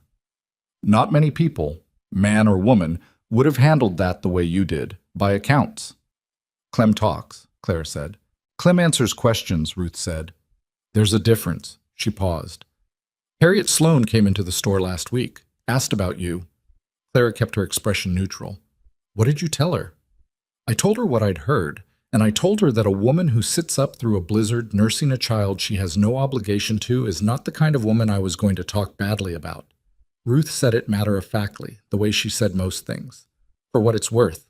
"It's worth something," Clara said. "Thank you." She walked out into the March street with her packages and stood for a moment in the thin, cold sunlight that was still more promise than warmth, and thought about the word obligation. She had no obligation to Maisie. That was technically true. She had no formal contract, no blood tie, no legal standing of any kind. She was a woman who had arrived on a train platform and been rejected and ended up in a house through a series of practical necessities and her own refusal to leave. And yet, Mpasang. Back at the ranch, the rhythms had shifted, not dramatically. Silas was not a dramatic man, and the changes in him were the changes of a person who doesn't announce their inner weather, but simply inhabits it differently. He talked more at meals, not extensively, not suddenly the kind of man who filled silences, but more than before. He sometimes came in from the barn earlier than necessary. He asked her questions, actual questions, not the practical exchanges about household tasks they had mostly traded in before, but questions. What was Ohio like in summer? Whether she had any interest in the cattle operation and if she wanted to understand how it worked. What she thought about a problem he was having with the fence line on the north pasture. She answered him directly. She had always answered him directly. She had no particular gift for evasion. But there was something different about questions that were actually curious versus questions that were functional, and she paid attention to the difference. Maisie recovered over the course of 2 weeks, returning to herself by degrees. First the questions, then the wooden spoon people, then the loud opinions about food, then finally the request to go outside that began when she was still too pale and too tired to actually make it very far, which resulted in a negotiation about how many minutes in the cold was acceptable that was conducted with great seriousness on both sides. 15, Maisie said. 10, Clara said. 12, Maisie said. That's not how negotiating works, Clara said. I said 10 and you said 15, and the middle of that is 12 and a half. And if you can negotiate me down to 12 and a half, you're doing well. Maisie looked at her with her father's watchful eyes. 12 and a half, she said. Good, Clara said. Put your coat on, and the scarf. Silas was in the doorway. She didn't know how long he'd been there. He didn't say anything. The first warm day came in the last week of March. A genuine warmth, actual sun with actual heat in it, enough to turn the snow at the edges of the track to gray and then to mud. Clara took advantage of it to air out the spare room, which had become her room in a way she had stopped thinking of as provisional. She stripped the bed and hauled the mattress to the porch rail and beat it thoroughly and hung the blankets on the line and opened the window. And she was doing all of this when she found the box. It was under the bed, pushed to the back, the kind of flat wooden box that could have held anything. She almost didn't look in it. It was under a bed that wasn't hers in a room she occupied provisionally. She was not a person who looked in other people's boxes, except that she had to move it to get the mattress back on the frame. And when she picked it up, the lid shifted and she saw, just at the edge, a piece of blue fabric. She set the box on the blanket chest and put the mattress back. Then she stood in front of the box for a moment. She opened it. The blue dress was folded on top. Cotton, well made, the kind of dress a woman would have taken care of. Small yellow flowers in the fabric. Under it, a small pair of gloves, a photograph in a cardboard sleeve, a ribbon, a dried flowers. Lavender, long since colorless but still recognizable in shape. She looked at the photograph for a moment. A woman, probably in her mid-20s, with dark hair and a direct expression and a quality of ease in front of the camera that some people had and some didn't. She had Maisie's eyes, or rather Maisie had hers. The same slightly wide-set dark watchfulness, the same quality of looking at things directly. Clara understood immediately what she was holding. She put it back. She put everything back, in the order she found it, and replaced the lid and put the box back exactly where it had been, pushed to the back against the wall. She sat on the edge of the remade bed for a moment. She wasn't sure what she felt. It wasn't jealousy, exactly. That was the wrong word for it. It was something more complicated than that, something about time and loss and the specific vulnerability of a house that held someone's absence, that had a box under a spare bed with a blue dress in it, and a jar that had once held lavender on a mantel, and a little girl who didn't have enough memories and knew it, and a man who had said she would have been better at this ranch than I am, with the particular weight of someone carrying a truth he'd had to make his peace with, incompletely. She went back downstairs and finished the airing. Thought. April brought more warmth and with it the complications of the spring thaw, which meant mud in quantities that seemed almost aggressive, ice in the creek that had to be watched carefully, the first real work of the planting season, and the cattle situation on the north pasture that Silas had mentioned, which turned out to be more involved than a fence problem. 2 of his cows had calved earlier than expected. 1 calf was small and had to be watched. Silas explained this to Clara not because she'd asked, but because she'd found him in the barn at 6 in the morning, looking at the situation with the specific expression of a man who was doing calculations in his head that weren't quite adding up. "What does it need?" she said. "Warmth. Feeding every few hours. The mother she's not rejecting it exactly, but she's not," he paused. "She's not consistent. Can I help?" He looked at her. "It's messy work." "I know what newborn animals look like," Claire said. "My father kept hogs. Show me what to do." He showed her what to do, which took 20 minutes and involved more mess than she'd quite anticipated, but no more than she could manage. She came back to the barn that afternoon to check on it, and again the following morning, and by the second week of April, the calf was doing well enough that Silas said she'd probably pulled it through. "It would have made it," he said. "Likely." "Likely," she agreed. "But it helps," he said, "that someone was watching." "It usually does," she said. He looked at her for a moment, the contained, watchful look that she had stopped trying to decode the way she used to and had learned to simply receive.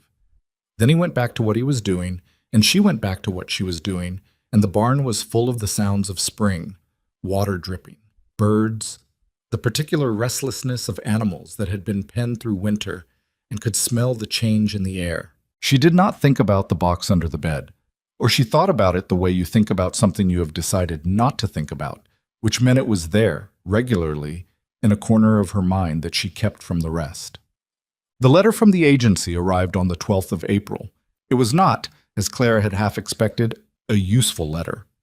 It was a letter of apology for Edmund Farrell's behavior, a statement that his account with them had been closed, and a suggestion that if Clara wished to be rematched with another prospective husband in the region, they would waive the standard fee as a gesture of goodwill, given the circumstances. She read it at the kitchen table and then set it down and looked out the window, which was showing her the yard in thin April sunlight, the mud-rutted track, the first suggestion of green at the edges of things. She read it again. She was still reading it, or rather holding it and looking at it, when Silas came in for the midday meal. He saw it in her hand and didn't ask. He washed up at the basin and sat down, and she put the letter on the counter and got the meal on the table. They ate in a silence that was different from their usual silence, a silence with something in it. After a while, Silas said, "Letter from the agency?" "Yes." "Good news or bad?" "Neither," she said. "They're offering to rematch me with someone else." She said it as plainly as she could, because the alternative was giving it too much weight, which she was not prepared to do. Apparently, as an apology for the Farrell situation, Silas was quiet for a moment. He was cutting something on his plate, not looking at her. "Is that something you want?" he said. "I don't know," she said. And then, more honestly, "No." He looked up. "I don't want to be matched with a stranger," she said. "I tried that. The result is in Harlan somewhere, being unpleasant to other people." She paused. "I'm not interested in that particular solution anymore." "What solution are you interested in?" he said. She looked at him. The question was direct and she was a direct person, but there was something in the specific directness of this question, the way he had asked it, not casually, not as a passing inquiry, that told her they had moved into a different conversation than the one on the surface. "I don't know yet," she said. And this time it was true, without the amendment. He nodded and looked back at his plate, and she watched him for a moment and then looked back at hers, and they finished the meal and she cleared the plates, and the letter stayed on the counter, and neither of them mentioned it again. She put the letter away that evening, in the carpet bag, which still lived at the back of the wardrobe in her room because she had never done anything more permanent with it. She put the letter in and looked at the bag for a moment and then closed the wardrobe. She was sitting on the edge of the bed when she heard Maisie at the door. "Can I come in?" "Yes," Clara said. Maisie came in and looked around the room. She did this sometimes, visited Clara's room in the evenings with no particular agenda except proximity. She walked to the window and looked out at the yard in the last light, and then came and sat on the bed beside Clara with the comfortable ease of a child who had decided that this was a space she was welcome in, which Clara had never objected to. "Clem says the calf is going to be fine," Maisie said. "I heard that too." "He said you helped." "A little." Maisie swung her feet against the edge of the bed. Her boots were still on, which meant she hadn't been upstairs yet and probably shouldn't have. She'd get mud on the bed if she wasn't careful. Clara thought about saying so and decided to let it go. Maisie said, Are you going to stay? Clara looked at the side of her face. The small profile, the dark hair that was always slightly disordered, the question asked in a matter-of-fact tone that was not trying to make it bigger than it was, but couldn't quite keep it from being big. I don't know, Clara said. She was not going to lie to this child. I don't have a plan to leave right now. But you could, Maisie said. Anybody could, Clara said. Most things aren't permanent, but some things, you decide they are, and then they are. Maisie thought about this, swinging her feet. I want you to stay, she said, in case you didn't know. I had an idea, Clara said. Papa wants you to stay too, Maisie said. He doesn't say things like that, but I can tell. Clara looked at her. You can tell, she said. Awesome. He checks to see if you're here, Maisie said. When he comes in from outside, he looks for you, like how you check to make sure something you put down is still there. She paused. He didn't used to do that. With other people. Clara was quiet for a moment.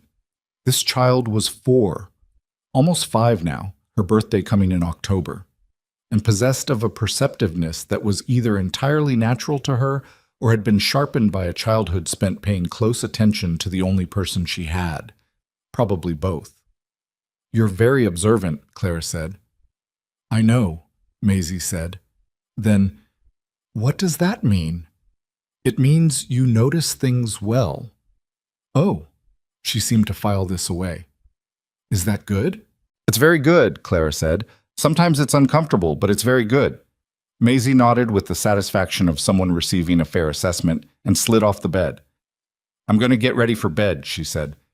You should take your boots off first. You've got mud on you. Maisie looked at her boots, looked at the bed where she'd been sitting, looked at Clara. Sorry, she said. It's fine, Clara said. Go on. Maisie went. Clara sat on the edge of the bed in the quiet room and looked at the mud on the coverlet and thought about what the child had said. He checks to see if you're here, like how you check to make sure something you put down is still there, and felt the particular vertigo of realizing something you had already known.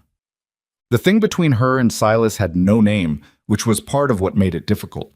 It wasn't the tension of people who didn't like each other. It wasn't the careful avoidance of people who were afraid of each other.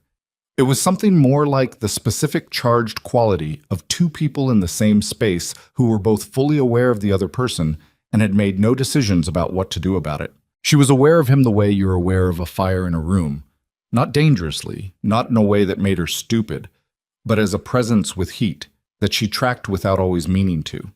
She knew the sound of his boots on the floor.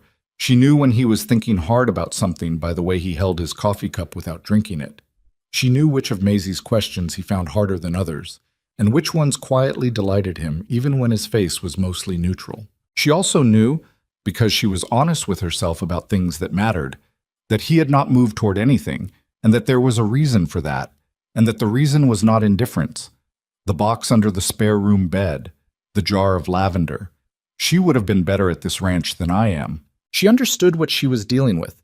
Not a man who didn't want her here, not a man who was calculating, but a man who had loved someone and lost her and was afraid. In the specific, quiet, practical way of a man who doesn't call things fear, but knows the shape of it, of what it would mean to let that happen again. And she understood, in the deep practical part of herself that had handled fever and frost and Edmund Farrell's dismissal and Harriet Sloane on her doorstep, that this was not a problem she could solve for him.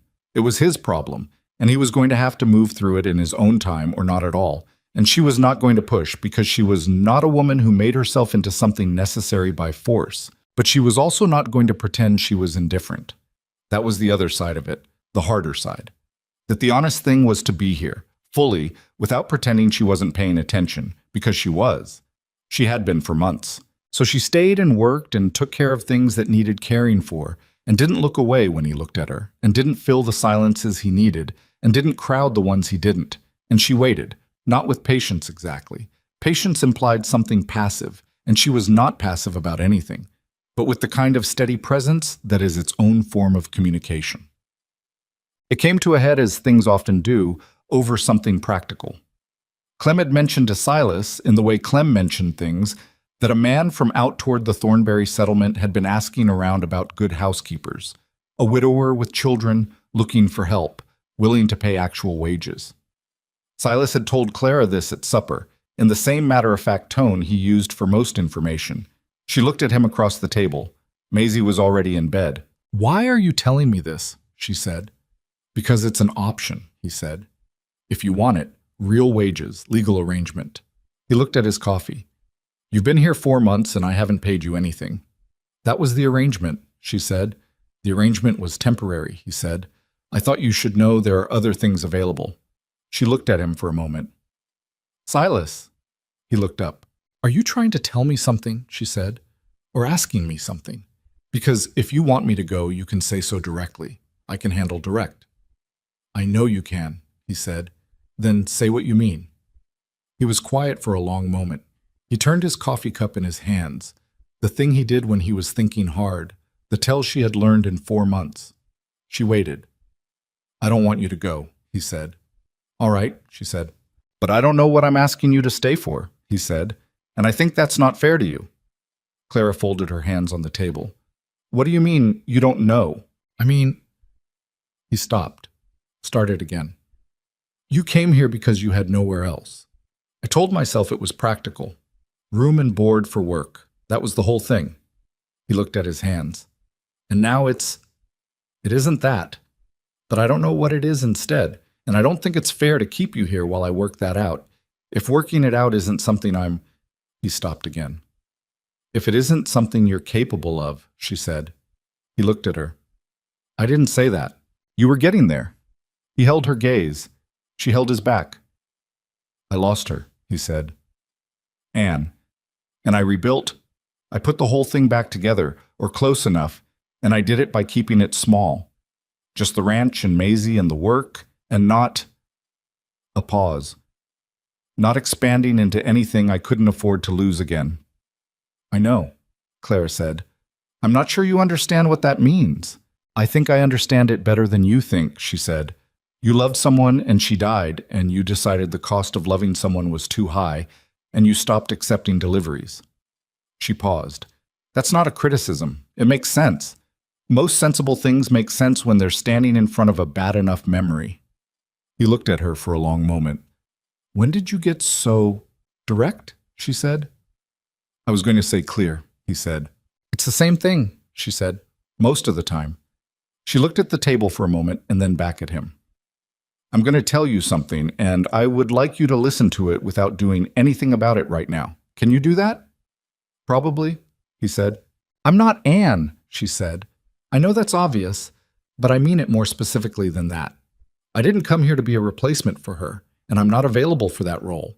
And if that's what staying would mean, being the woman who fills the shape of someone who isn't here anymore, then I would rather take the Thornbury job because I have more self-respect than that." She kept her voice even. "But that's not what this is, or it doesn't have to be." He was very still. "What I am," she said, "is a woman who got off a train in a blizzard and burned your eggs and learned your wood stove and sat up through the night with your daughter and talked to her about flying horses because there was nothing else to do. And somewhere in all of that, I stopped being a temporary arrangement and became—I don't know what I became, but I know it's real, and I know it's mine, and I know it has nothing to do with anyone who came before me." The kitchen was very quiet. Outside the window, the April dark was soft, nothing like the hard winter dark she'd arrived in. Silas was looking at her with an expression she had not seen on his face before, not the contained, watchful look she knew, but something underneath that, something that had been behind the shutters and was now briefly in front of them. "That's a lot to say," he said. "I know," she said. "I meant all of it." He was quiet for a long time. She did not try to fill it. He started. "I'm not good at this, whatever this is. I want you to know that in advance, if it matters." "I know you're not good at it," she said. "I've been watching you not be good at it for 4 months." The almost smile came again, quicker this time and fuller, staying a second longer before it went. "That's not particularly encouraging," he said. "I didn't mean it as a problem," she said. "I meant it as a fact. I'm not particularly easy to live with either. I have opinions about most things and I say them. I've noticed, he said. We could probably work with it, she said, if we decided to. He looked at his coffee cup, looked back at her. Then he did something she hadn't seen him do deliberately before. He reached across the table and set his hand over hers, briefly, a moment of contact that was neither romantic nor entirely practical, but something precisely in between, something that was its own kind of language. I'd like to figure out how, he said. All right, she said. He withdrew his hand. She left hers where it was for a moment, feeling the warmth he'd left. Duh. It wasn't simple after that. She would not have trusted it if it were. Silas was a man who had built walls out of a genuine need and could not simply decide not to have them. He would move toward something and then pull back, sometimes in the same conversation, sometimes in the same sentence. A moment of openness followed by the careful resumption of his usual contained manner, as if he'd checked to see how the openness felt and decided he needed another minute. She watched this without frustration, or mostly without. She had her own version of the same thing, her own careful accounting of what she put into things and what she could afford to lose. And she recognized it in him the way you recognize yourself in someone else's particular way of being guarded. What changed was small and cumulative. A morning when he stayed at the table longer than necessary after breakfast, talking about nothing specific, just talking. An evening when he came to find her in the yard where she was watching the last light and stood beside her without any practical purpose. The way he said her name differently. She noticed it one day and could not have said exactly when it had changed, only that it had, that there was something in the way he said Clara now that was different from the way he had said it at first. Maisie noticed all of it. She didn't say anything about it. She had apparently decided her advocacy had done its job, and the matter was in other hands. But she watched them both with those watchful dark eyes and seemed, in some way Clara couldn't quite articulate, more settled. It was the first genuinely warm evening of April, the kind of evening that felt like the winter making good on a long-delayed promise, when Silas asked her to walk with him to check the north fence line. She had come with him to the barn a few times, the calf, other things, but this was different, and they both knew it. An invitation to be somewhere together without a practical justification that wasn't also the real reason. They walked along the fence line in the late evening with the sky doing its slow-motion thing in the west, going from blue to gold to the specific color that comes in that narrow window before real dark. The snow was gone from the fields, and the mud had dried to something firmer, and the grass at the edge of things was the particular bright green of new growth. They were not talking. They had gotten comfortable enough with each other's silence that they could walk in it without it being about anything other than just walking. After a while he said, "I want to ask you something." "Ask," she said. "Maisie's birthday is in October," he said. She looked at him sideways. "I know. I want her to have—" He stopped, started differently. "I want her to have something steady, something she doesn't have to worry about losing." "She already has you," Clara said. "I know," he said. "I want her to have you too." He stopped walking. She stopped beside him. He was looking at the fence line ahead of them, at the grass, at the western sky that was getting its gold. "And a pause that was longer than the others. "I want you, not for Maisie's sake. I mean for my own." Clara looked at him. He turned to look at her, and there was nothing behind the shutters now. Or they were open, fully, in the way she had not seen before, and had maybe been waiting to see without knowing she was waiting. He looked like a man who had walked up to something high and was looking over the edge and had decided to keep going anyway. "I know I'm not easy," he said. "I know I've been difficult to read and slow about everything, and I'm not going to be someone who's easy about this. I want you to know that going in." "I know that going in," she said. "I'm asking you to stay," he said. "Properly. Not as an arrangement, as—" He stopped. "You know what I mean." "I know what you mean," she said. "Say it anyway." He looked at her. "I'm asking you to marry me," he said. "If you want to, and if you don't, I'd understand it." Clara looked at him in the last light of the April evening. This man who was difficult and slow and kept things behind shutters and was asking her with his whole face open, which cost him something she understood the value of, because she understood the value of the equivalent in herself. You're not asking me because you feel obligated, she said. No, he said, or because it's the practical thing. It is the practical thing, he said, but that's not why. Why then? He was quiet for a moment, in the way of a man who means to answer correctly and needs a second. Because when I come in from outside, he said, I look for you. And if you're there, it's one way, and if you're not, it's another way, and the first way is better. He paused. I didn't think it was going to be that. I didn't plan for that. No, Clara said. Neither did I. She looked at the grass, at the western sky, at the fence line and the field and the long flat reach of Wyoming in late April, which was not beautiful in the way of landscapes and paintings, but was real in the way of things that had existed before you arrived and would exist after you were gone, and had room for a person in them if the person was willing to stay. She had come here with a letter in her pocket and $4.60 and nowhere to go. She had burned eggs and frozen sheets and sat through a blizzard and argued with Harriet Sloane and told an improvised story about a flying horse to a sick child in the middle of the night. She had found a box under a bed and put it back without speaking of it and gone on. She was not the same person who had stood on that platform. She was not worse. She was not better, exactly. She was more herself. The self that existed past the fear of being plain, past the exhaustion of having nowhere, past the long and specific indignity of being rejected in front of a crowd and left to manage. She had built something. It was real. It was hers. Yes, she said. He looked at her. Yes, she said again, plainer. I'll marry you. He didn't say anything for a moment. He reached up and pushed a strand of hair back from her face. Carefully, with the back of his hand, the way someone touches something they intend to take care of, and then he let his hand rest against her jaw for a moment, and she let it. All right, he said quietly. All right, she said. Behind them, somewhere, an owl called once and was silent.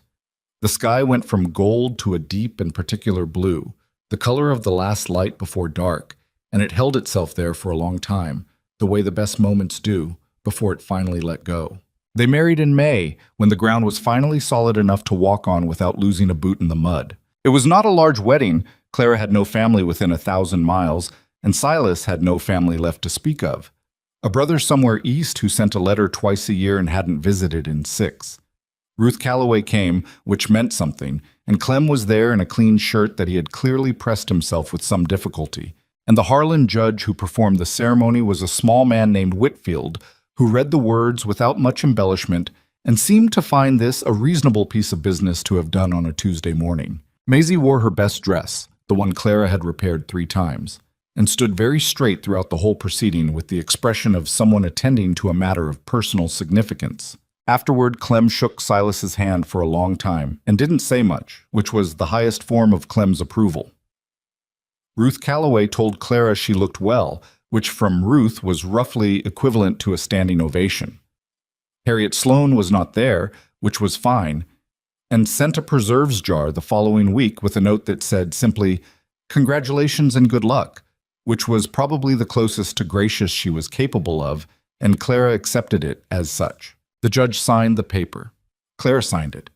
Silas signed it with the particular careful deliberateness of a man who understood what he was signing. She did not cry. She had expected she might, somewhere in the proceedings. There was enough accumulated weight in the moment to justify it. The strange distance traveled from a train platform in January to this. But when the moment came, she was simply present in it, dry-eyed and clear-headed and exactly herself. Maisie, on the other hand, cried a little on the walk back to the wagon and claimed she had something in her eye, which Clara and Silas both accepted without challenge as a matter of courtesy.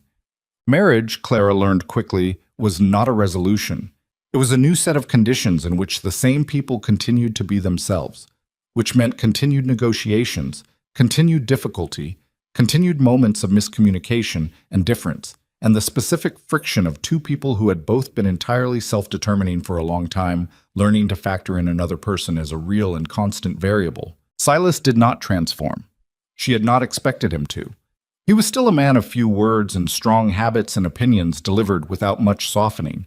He still pulled back sometimes, not as far or as long as before, but the tendency was in him the way a lean is in an old fence post, built in by years of pressure, not something you fixed so much as something you accounted for.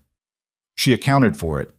He, in turn, accounted for the fact that she had a way of deciding things and pursuing them that occasionally ran ahead of any conversation they might have had about it, and that she would argue back directly when she disagreed, and that she found waste of time, of material, of potential, almost physically uncomfortable. They argued, not badly, not with cruelty. They were both too practical for cruelty, which tends to waste more than it gains, but genuinely, with volume on occasion. Usually about the ranch, how to run it, what to prioritize. Once about Maisie's education, which Clara had strong views on, and Silas had different strong views on, and they sat with those competing views for 3 days before arriving at something neither had originally proposed that was better than either position. "You could have just agreed with me at the start," Clara said, when they had arrived at the compromise. "Could have," Silas said, "but then we would have missed the part you were wrong about." "I wasn't wrong about the reading. No, you were wrong about everything else." "That's an exaggeration." "Moderate exaggeration," he allowed.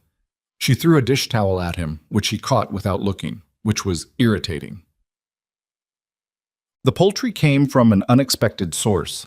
In the early fall of that first married year, a letter arrived from Clara's mother in Ohio. A real letter, longer than the occasional brief notes they had exchanged, full of the domestic detail her mother excelled at. And at the end, almost as an aside, the news that her aunt in Columbus had died and left a small amount of money to each of her nieces, and Clara's share was $43. Clara read the letter twice at the kitchen table. $43 was not a fortune. It was, however, more money than she had touched at once since before her father died, and it was hers. Not the household's, not the ranch's, not Silas's by extension. Hers, directly, by relation and by law. She thought about it for 2 weeks before she said anything. What she was thinking about in those 2 weeks was the conversation she'd had with herself the night she arrived at this ranch in a blizzard, when she had understood that she could not live as someone else's responsibility. She was Silas's wife now, which was different from being a temporary arrangement, but it was not so different that the underlying fact had changed.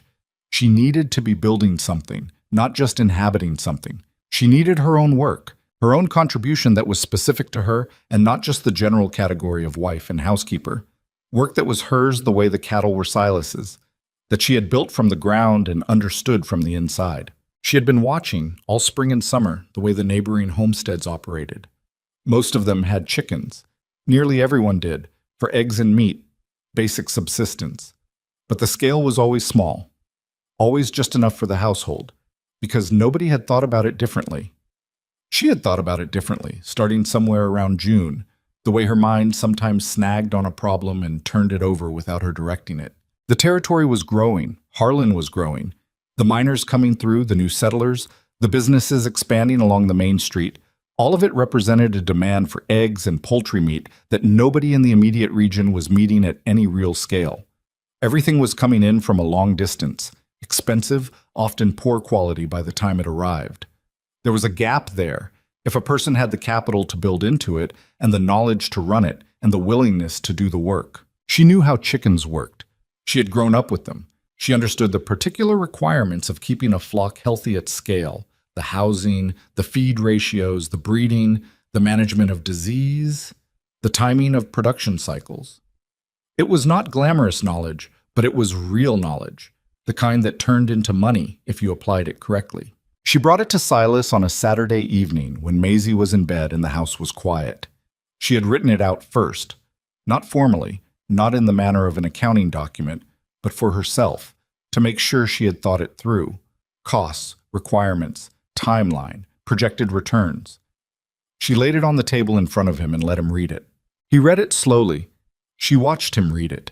The focused, deliberate attention he brought to things that mattered, the slight movement of his jaw when something made him think harder. He set it down. $43, he said, for my aunt's estate. I know where it came from. He looked at the paper. You want to put it all into this? To start, she said. If it goes the way I think it will, it pays back within a year, and we reinvest. That's optimistic. It's calculated, she said. There's a difference. He looked at her. She had seen this look before. It was the look where he was deciding whether to push back or concede, and she had learned that when the pause was long enough, it usually meant he was finding his way to concession through the route of making sure he'd considered the objection properly. "You'd run it," he said. "Yes." "Not me?" "You have the cattle," she said. "This is mine." He was quiet another moment. "It's real work," he said. "Not just tending a few hens, real operation." "I know what real work looks like," she said. He picked up the paper and read it again, though she suspected he'd already decided and was reading it the second time the way you read something you've agreed with to make sure you haven't missed a reason to disagree. Then he set it down again. "All right," he said. "All right," she said. She ordered the first 20 hens and a rooster from a breeder 2 towns north and converted the near end of the existing lean-to barn with Clem's help into something that could house them properly, and she started in October of her first married year. The first winter was instructive. She lost 4 birds to a cold snap she hadn't fully prepared the housing for. She lost 2 more to something she couldn't identify for 10 days, during which she spent a considerable amount of time reading everything available to her about poultry disease, which was not much, and writing letters to the breeder and to an agricultural office in the territorial capital that she had found referenced in a newspaper. The agricultural office wrote back eventually with information that was partially useful and partially wrong, and she had to figure out which was which by testing against what she observed. She made adjustments. She winterized the housing properly and stopped losing birds to cold. She identified the illness, a respiratory thing, manageable with isolation and attention, and lost no more to it that season. By spring, she had 16 healthy birds and a rooster that she had developed a complicated relationship with, based largely on his opinion that the yard was his and her opinion that it was not. She sold her first eggs to Ruth Calloway in March, 2 dozen, at a price that was fair by market standards because she was not going to undercut herself. And Ruth sold them in the store and came back the following week asking for more. "How many can you supply?" Ruth said. "Right now, 2 to 3 dozen a week. By summer, more." Ruth looked at her across the counter. "I can sell everything you bring me," she said. "I know," Clara said. She was not being arrogant. She had done the math. "That's the plan." She reinvested the first earnings into 6 more hens, then 8 more. By the end of the first full year, she had 31 birds and was supplying eggs to Ruth's store and the saloon and 2 homesteads that had approached her directly, and the $43 had returned itself and put money on top. She told Silas the year-end figures at the kitchen table in the same matter-of-fact way she had presented the original plan. He listened. He looked at the numbers. He was quiet for a moment. "You weren't wrong about the timeline," he said. "I calculated," she said. The almost smile. "You did." No.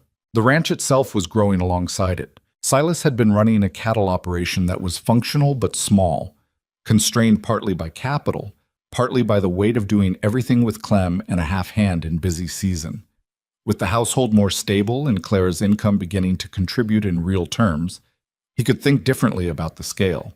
He brought in 2 additional hands in the spring of their second year, young men, brothers, named Eli and Tom Darrow, who came recommended by a rancher 20 miles east and turned out to be as solid as the recommendation.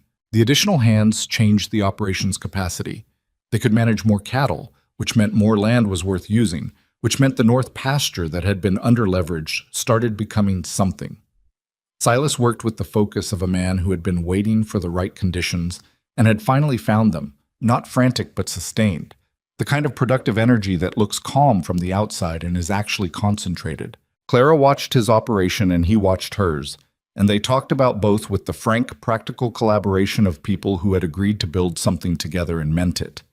Sometimes they disagreed about priorities or resources or timing, and they worked those disagreements out in the way they had learned, which was not always smooth, but was always honest and usually arrived somewhere better than where either had started. Maisie was 6, then 7, then 8, growing with the particular speed of frontier children, who seemed to compress development differently than children in places with more margin.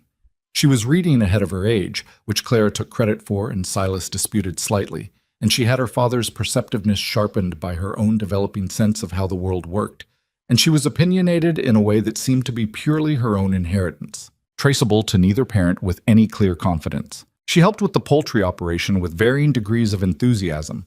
She liked feeding the hens. She did not like the rooster, a feeling Clara found entirely relatable.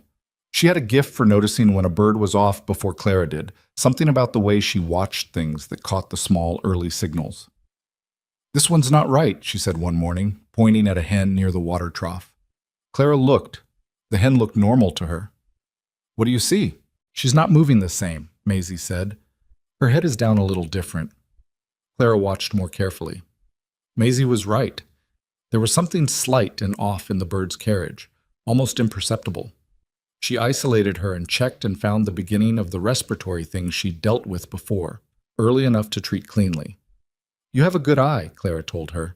Maisie shrugged with the modesty of someone who had been told this before and considered it a simple fact rather than a compliment. "You told me to watch for it," she said. "I told everyone to watch for it," Clara said. "You're the one who saw it." The second child came in the spring of their third married year. Clara had not been certain it would happen, and then was, gradually, certain that it was happening, and she told Silas on an evening in November when the first real cold was back in the air and they were sitting near the fire after Maisie was in bed. She told him plainly, and he went very still for a moment in the way he went still when something hit him that he hadn't prepared for. "Are you all right?" he said. "You're all right?" "I'm fine," she said. "I'm healthy." He nodded. He was doing something internal that she recognized. The calculation between happiness and fear, the old familiar reluctance to let himself have something he might lose.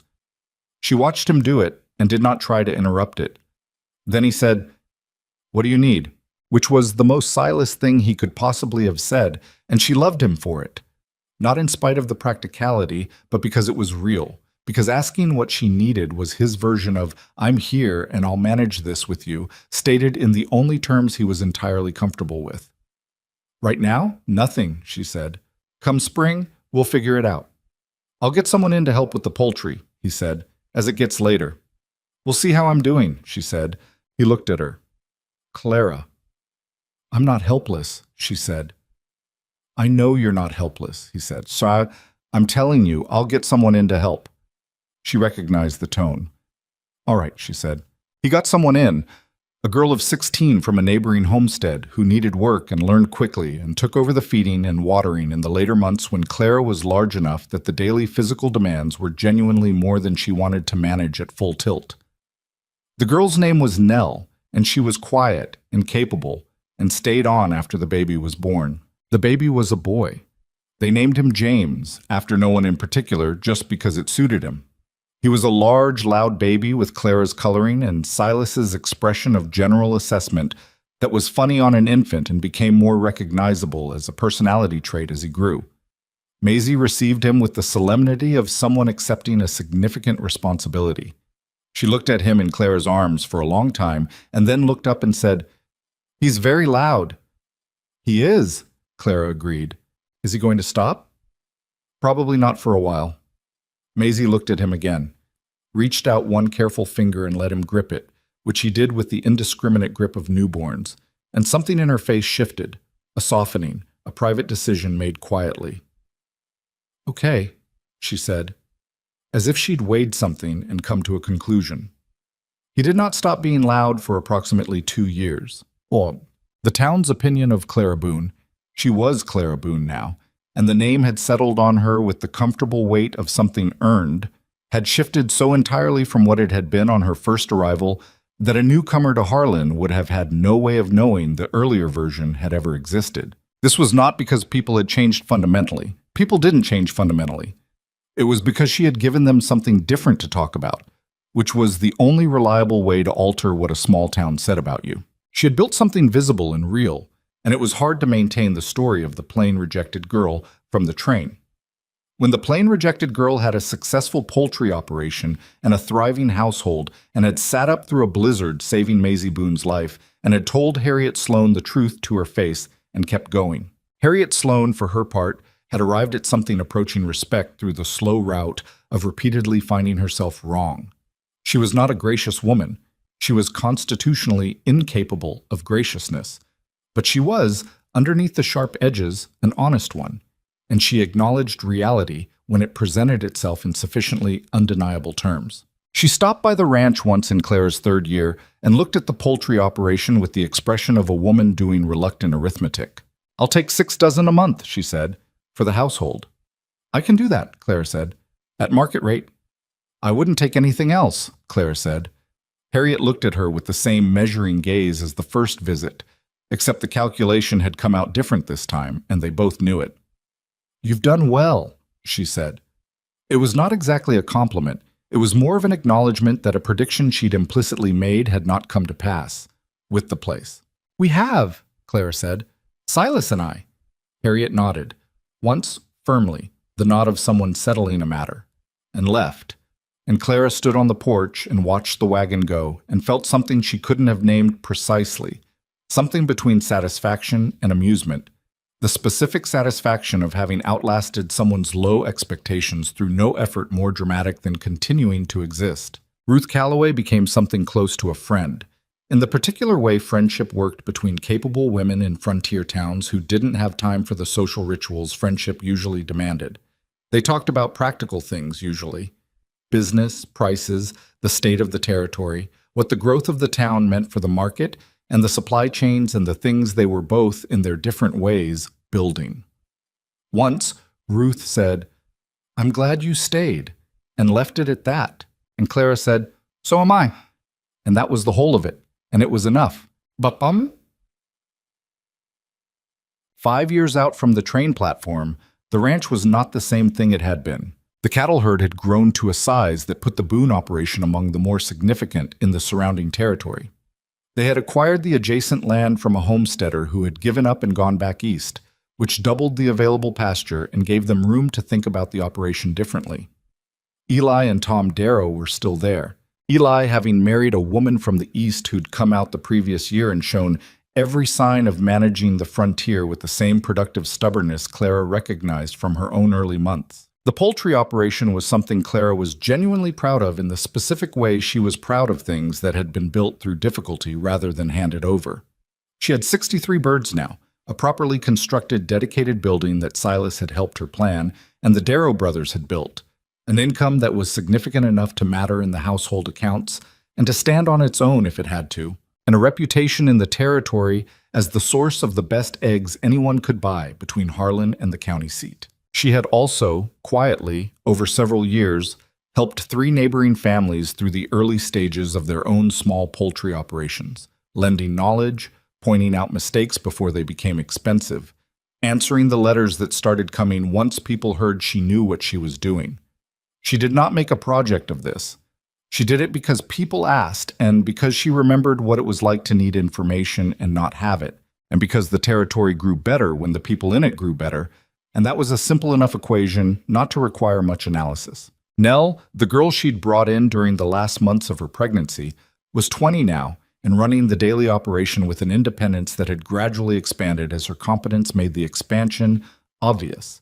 Clara supervised, planned, made the decisions about scale and direction, but the daily physical work was Nell's, and Nell's wages reflected it. Maisie was 11 and reading everything she could get access to, which in Harlan was a limited supply that Clara was actively trying to expand.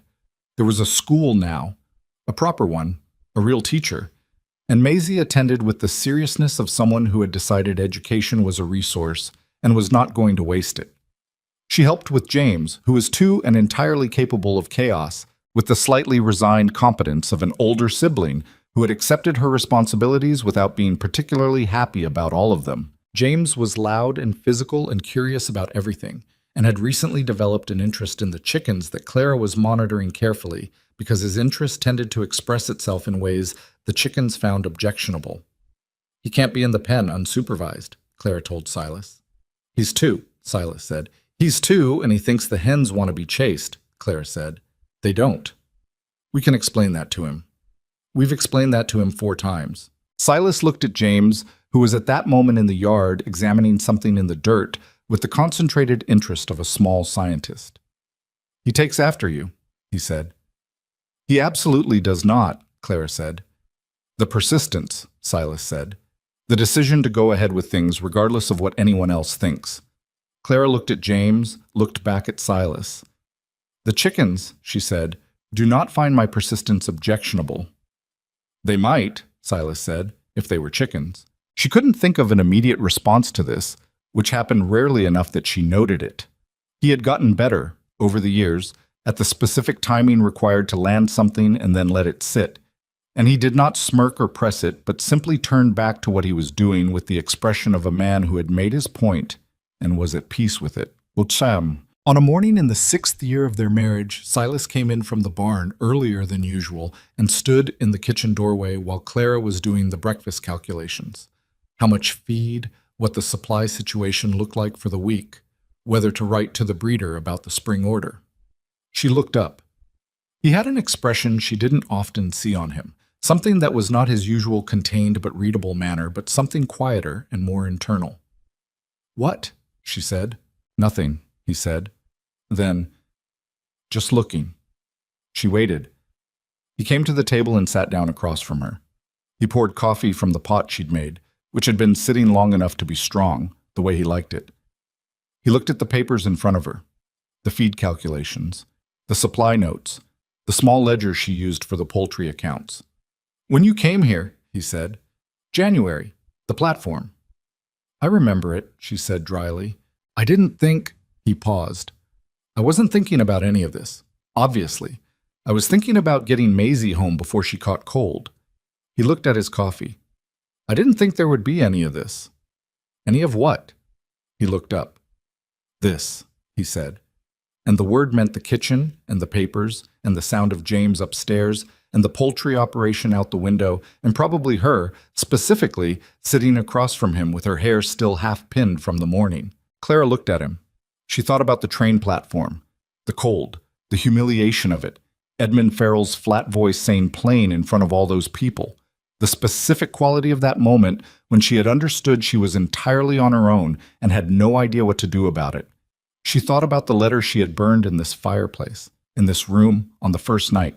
She thought about burned eggs and frozen sheets, and Harriet Sloane on the doorstep, and a sick child in a blizzard, and a box under a bed she had opened and closed and never mentioned, about $43 from an aunt in Columbus, and 63 hens and Ruth Calloway saying, "I'm glad you stayed." About Maisie's hand on her arm, in a wagon in the dark, the small, unconscious weight of it. She had not escaped hardship. That was the thing she had come to understand, over 6 years of building in a place that made building difficult. She had not found her way around the hard parts to some easier path on the other side. The hard parts had been the path. The burned eggs had taught her the stove. The frozen sheets had taught her the drying rack. The fever had taught her something about what she was capable of at the limit of herself. The box under the bed had taught her something about how to love a person who was carrying weight you couldn't lift for them. You didn't get to the good parts by going around. You got there by going through. And what you built on the other side was made out of exactly what you'd survived getting there. And that was why it held. "I didn't think there would be any of this either," she said.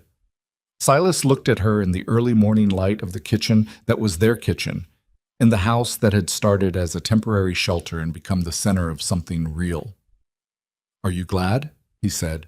She considered the question as she considered most things, directly, without much sentimentality, with the honest, practical accounting of a woman who had learned to value what was real over what sounded good. "Yes," she said. "Are you?" "Yes," he said. No hesitation, just the plain fact of it. She went back to her calculations. He drank his coffee. Upstairs, James could be heard conducting some kind of investigation that would probably require intervention shortly. Outside, the early morning light was hitting the yard and the pasture and the long reach of the territory beyond, which, in the clear fall air, went all the way to the horizon without obstruction. Through the window, she could see the poultry building, solid, weatherproof, better than anything she'd imagined when she'd sat at this table with $43 and a piece of paper. She could see the fence line Silas had rebuilt the previous spring. She could see the edge of the north pasture, green still, this late in the year, holding on. She had built this. They had. With difficulty and argument and burned things and illness and the slow accumulation of days that were not remarkable individually, but were, in the looking back, everything. There was a particular thing that nobody told you about building a life from nothing, which was that you didn't know you were building it while you were doing it. You were just making the next decision and then the next one, getting up in the morning and doing the next thing that needed doing, failing at some of it and trying again, staying when you could have left and leaving the things that needed leaving.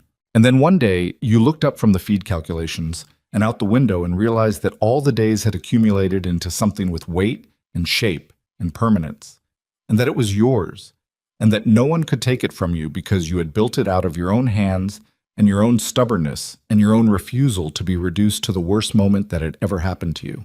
Clara Whitmore had been rejected on a train platform in January in front of an entire town, in the cold, with $4.60 in her pocket, and she had stood there and not cried.